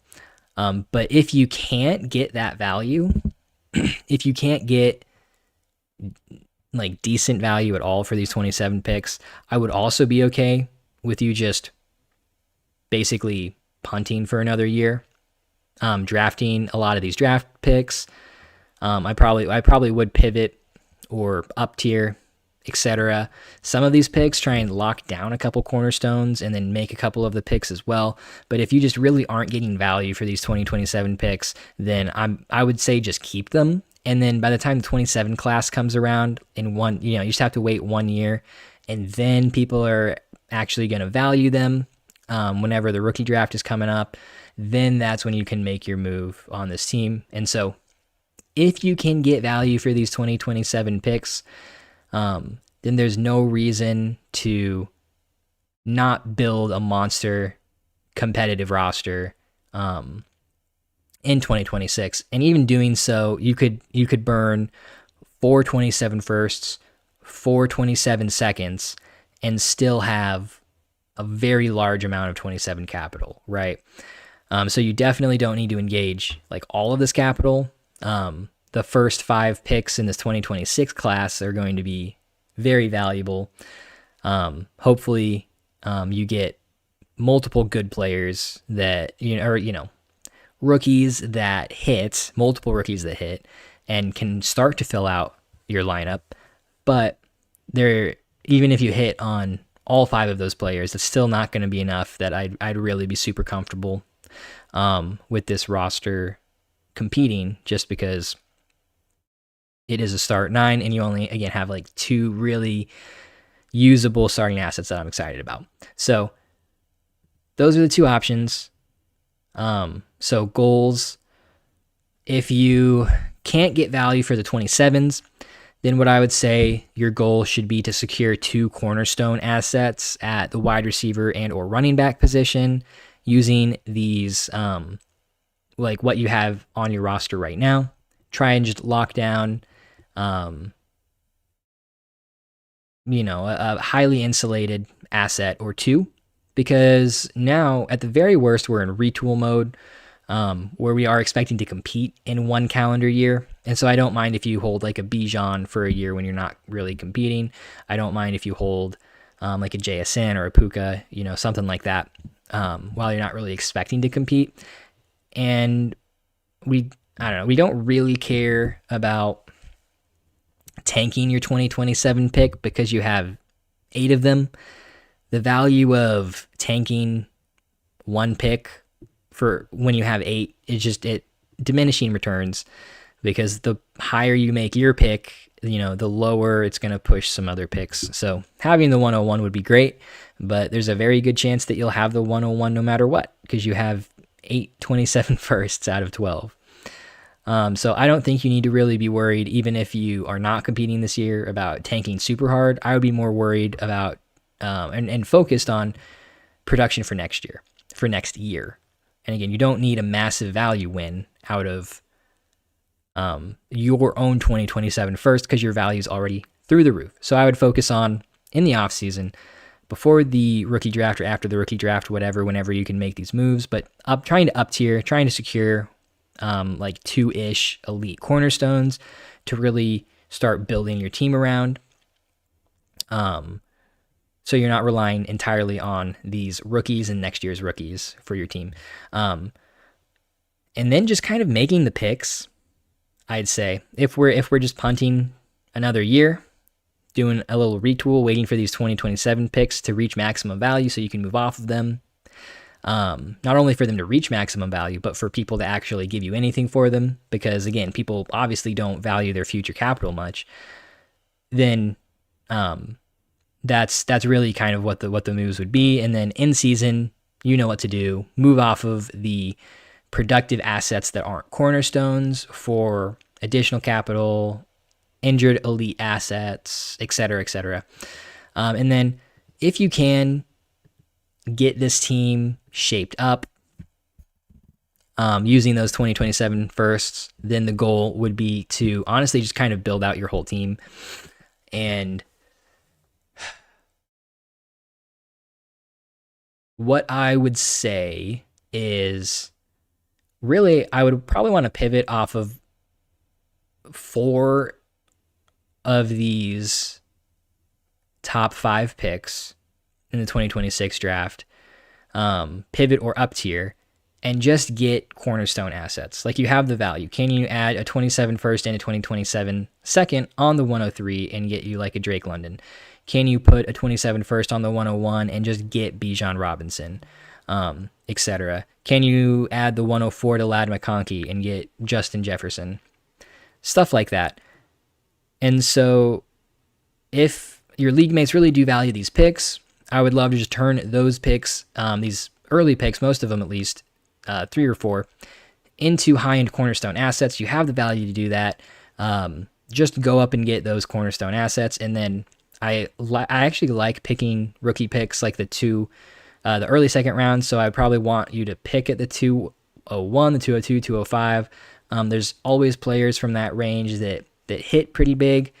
The hit rate isn't super high, but you have multiple of these picks. Hopefully you hit on a guy or two, like a Luther Burden, Jackson Dart type player, even though those the players in that range aren't as good as last year's class. Hopefully you can find a few hidden gems there. And then, adding a future first onto like a Ricky Pearsall and going and getting like a legit wide receiver. Adding some capital onto Isaiah Likely and getting like up to like a Tucker Kraft or Tyler Warren, something like that. So really it's just going to be up tier, up tier, up tier if you're getting the value to do so. Because you just have so much capital. Make yourself a high-end contending team. And if you aren't getting that value, then obviously, like we discussed, punt it one more year. And so I will hop in and go through, turn back on the Dynasty Daddy view so we can go through this together. There we go. Okay. And here, we have the view of Russell's team. There are a couple more assets that I didn't include on the visual, of course. I don't really include guys like Jalen Wright, LaQuint Allen, Ray Davis, etc. And just all this draft capital. Wow. Okay, and now to the next team. Oh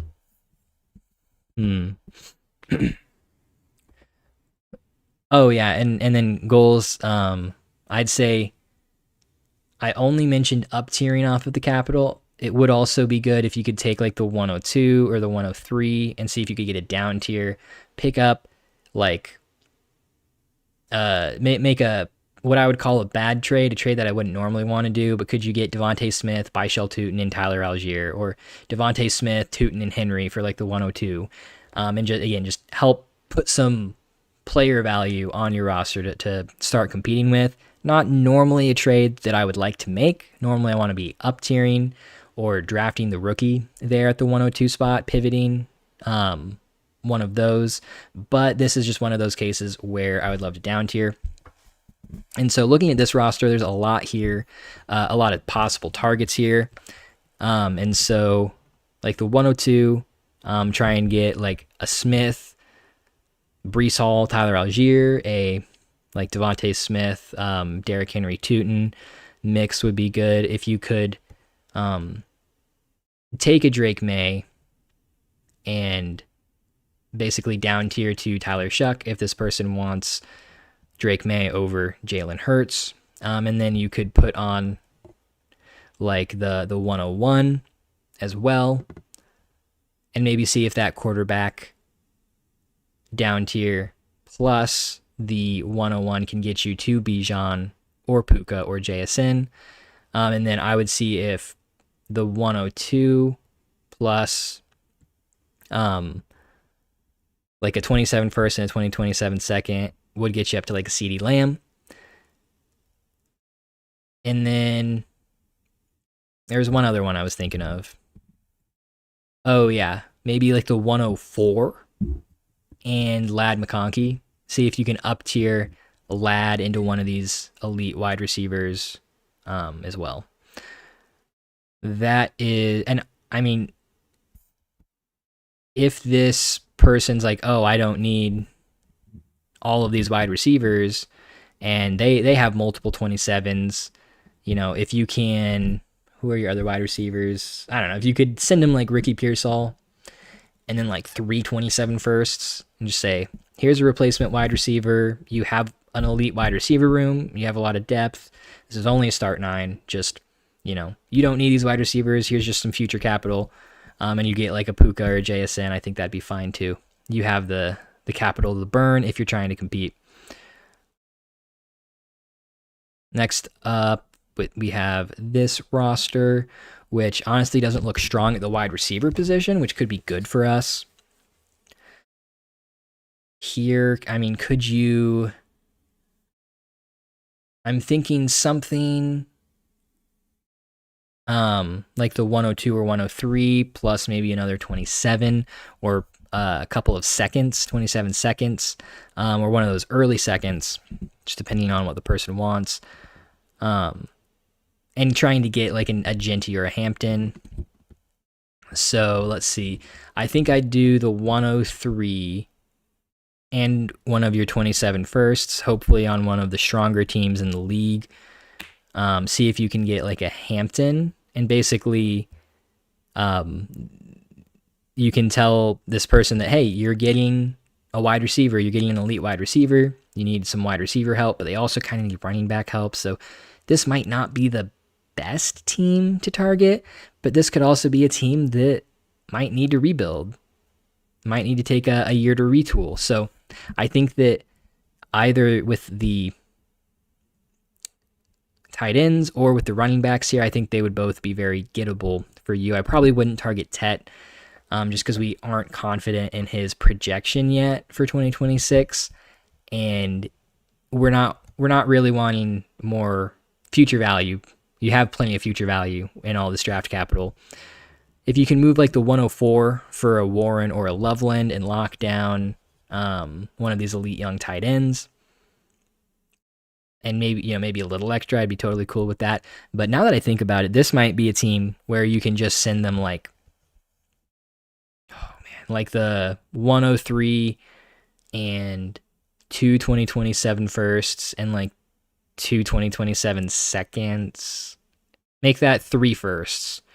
Let's just keep it simple. 103 and like 3 firsts, and you could maybe get like Genty and one of these tight ends. No, I did my math wrong. Basically, you hear what I'm saying.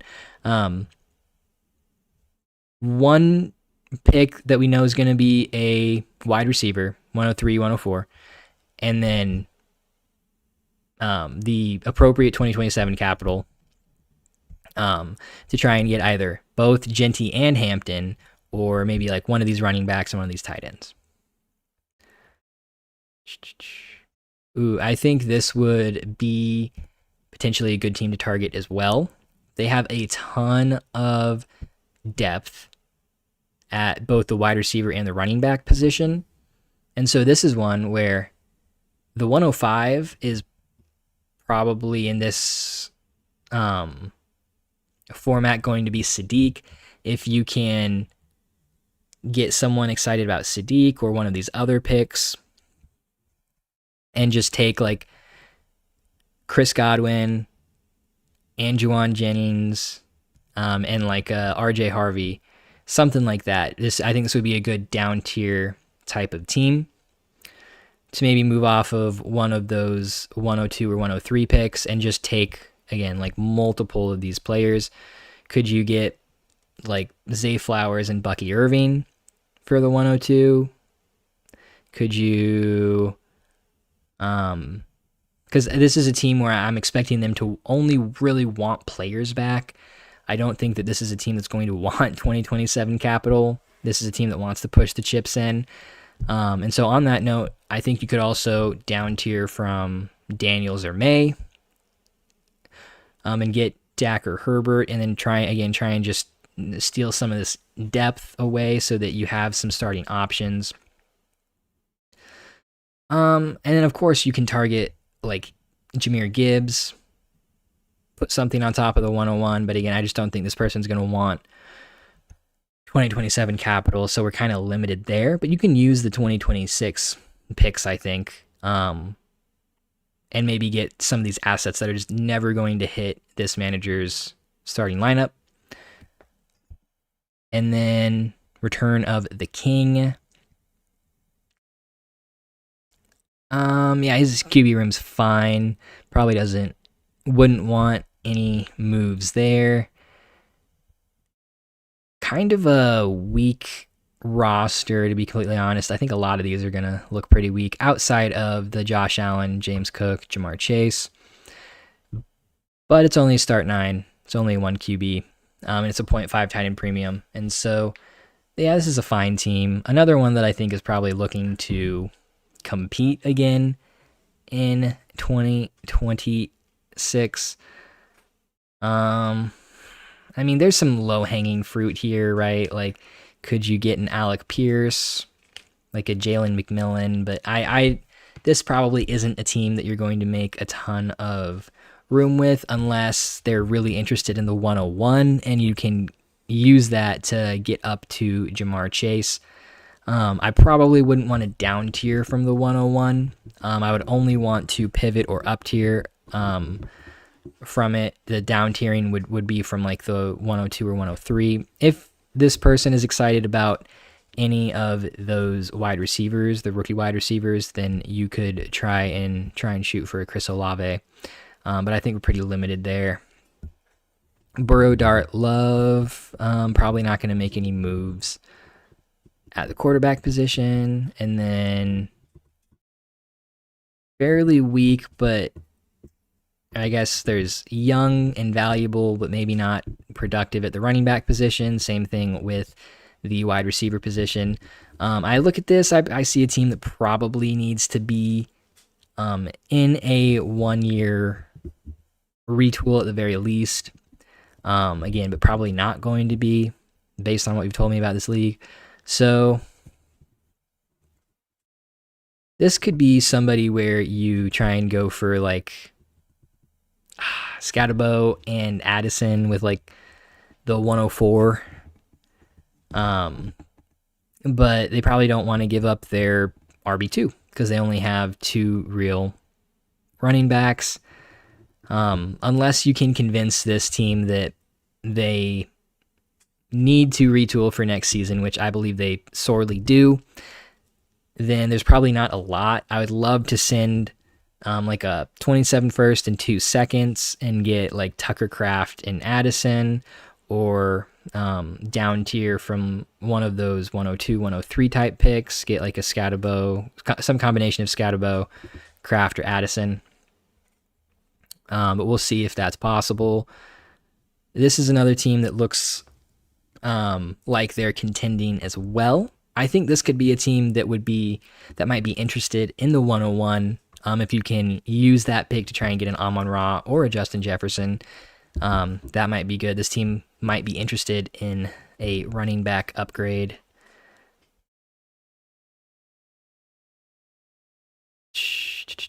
I think for Jefferson, I would add something very small to get from the 101 to Jefferson.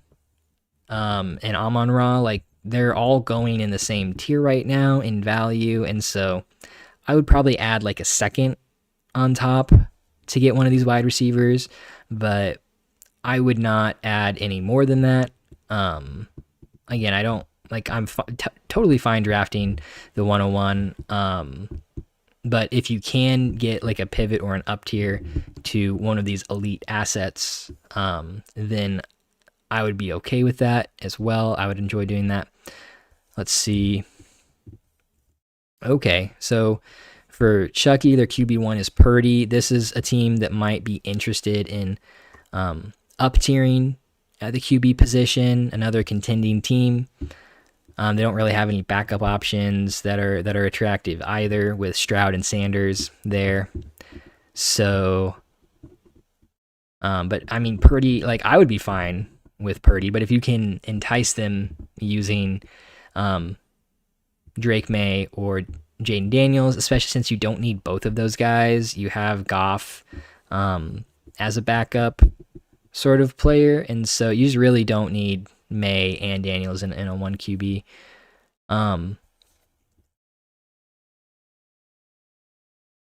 Yeah, this is just another team where they barely have enough oomph to look like they want to compete. Another team that I don't think is that strong of a contender. Pretty shallow. Honestly, like outside of Taylor, London Collins, there's not a lot of guys that I have a ton of confidence in. I mean, I think that if you can down tier from one of those early picks and get Brian Thomas and a plus, like the 103 or the 104, and then also get a Parker Washington or a Christian Watson. Do not trade for Alvin Kamara. Or if you could get like a Chuba while he's still cheap. Just getting some players into your lineup if this person is excited about any of these picks. Have I not been centering it well for you guys? It's been okay. All right. This is another team that might want a QB upgrade. Oh, this team sucks. This team is cheeks. So there's just honestly might not even be anything worth trading for. If you could send like 27 seconds and get Wandale from this guy, that's probably one of the only guys that I would actually be interested in going out and getting. There's just basically nothing here. I'm not interested in Kyle Pitts, so that's unfortunate. Here we go. This is another pretty bad team. Looks like they are at least interested in rebuilding, have some 26 picks that they traded for, but do not have their 27 first. So it would be great if you could send maybe like 2 of these 27 firsts and or something, maybe like 3 of them in a couple seconds, and just clean this guy out. Get Garrett Wilson, get Travis Etienne, get Michael Pittman, for just like maybe like 3 firsts in a couple seconds or something, and just kind of get some of those players on your team. If you have this guy's 27 first, then dangle that in front of him, right? Can you get Garrett Wilson straight up for this dude's first? Potentially. And then, if you want to target players specifically, I would really try to engage like the seconds, like 2 seconds for ETN, 2 seconds for Pittman. Just overpaying a bit, but you have plenty of that capital. I would also be happy down tiering to like a Baker Mayfield or a Cam Ward with one of your quarterbacks, with one of your high end guys, and just getting some of these players. Let's see.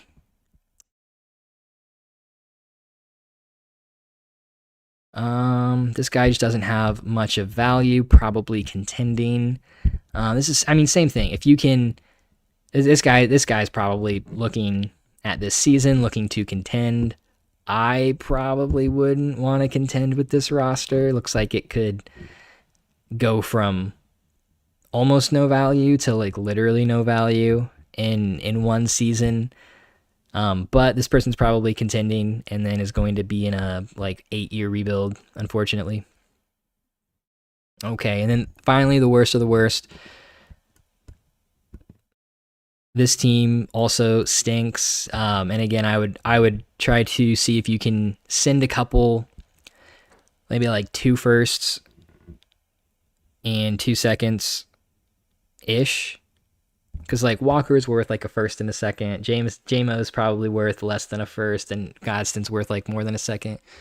So maybe like 2 firsts, 2 seconds, something like that, and just get Walker, JMO, and Gadsden.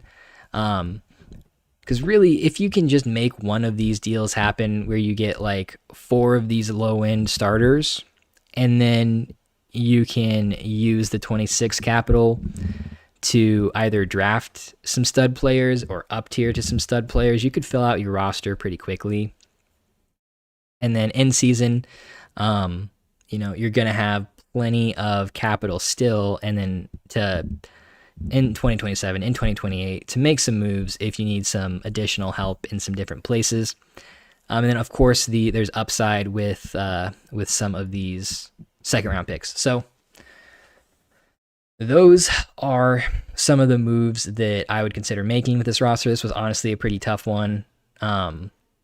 It's tough to decide what to do with a roster like this, with a situation like this. I'm hopeful that some of these teams will understand that they could really use this 27 capital. It will gain value over time. And just considering the sheer volume of value that you have, I would be willing to overpay to make this into a strong contending roster. I would focus on doing the up tier moves first. So if you can't lock down, I would want like 4. If you're competing, I would want 4 additional cornerstone assets. You can use Lad to up tier, you can use the 101, or you can draft the 101 and we can call that a cornerstone. And you can use 27 capital, but I would want at least 4 cornerstones in addition to the quarterbacks before you would make one of those moves where you're sending away capital for like mediocre assets just to fill up your lineup. So make sure you have the core first, and then you can reach out about some of those deals to kind of fill in the spaces in your team. And in this kind of league, if you have like those high-end cornerstones, then even if you don't have amazing players to fill out your lineup, you're still going to be really strong, because you have, at that point, you would have like over half your roster as like elite cornerstones if you count the quarterbacks. So that is what I would look to do. Godspeed to you. Godspeed for this roster. It would be fun to potentially just wait and just draft a bunch of these 26 picks and then draft a bunch of these 27 picks. I think that would be fun to do, but relying on rookies a lot of times doesn't pan out super well. When you're trying to compete, they usually take some time to get going. And so even if you get, again, like 5 usable starters from the 2026 draft, you go into 2027, there could just be these rookies a bunch of these rookies that you draft that are elite players, elite prospects that just don't really produce for you, and it could cost you another year of contending. And I just don't really want you to waste your money if you can turn this massive amount of value into a monster contender right now, which you should be able to do if you can get decent value for these 27 picks.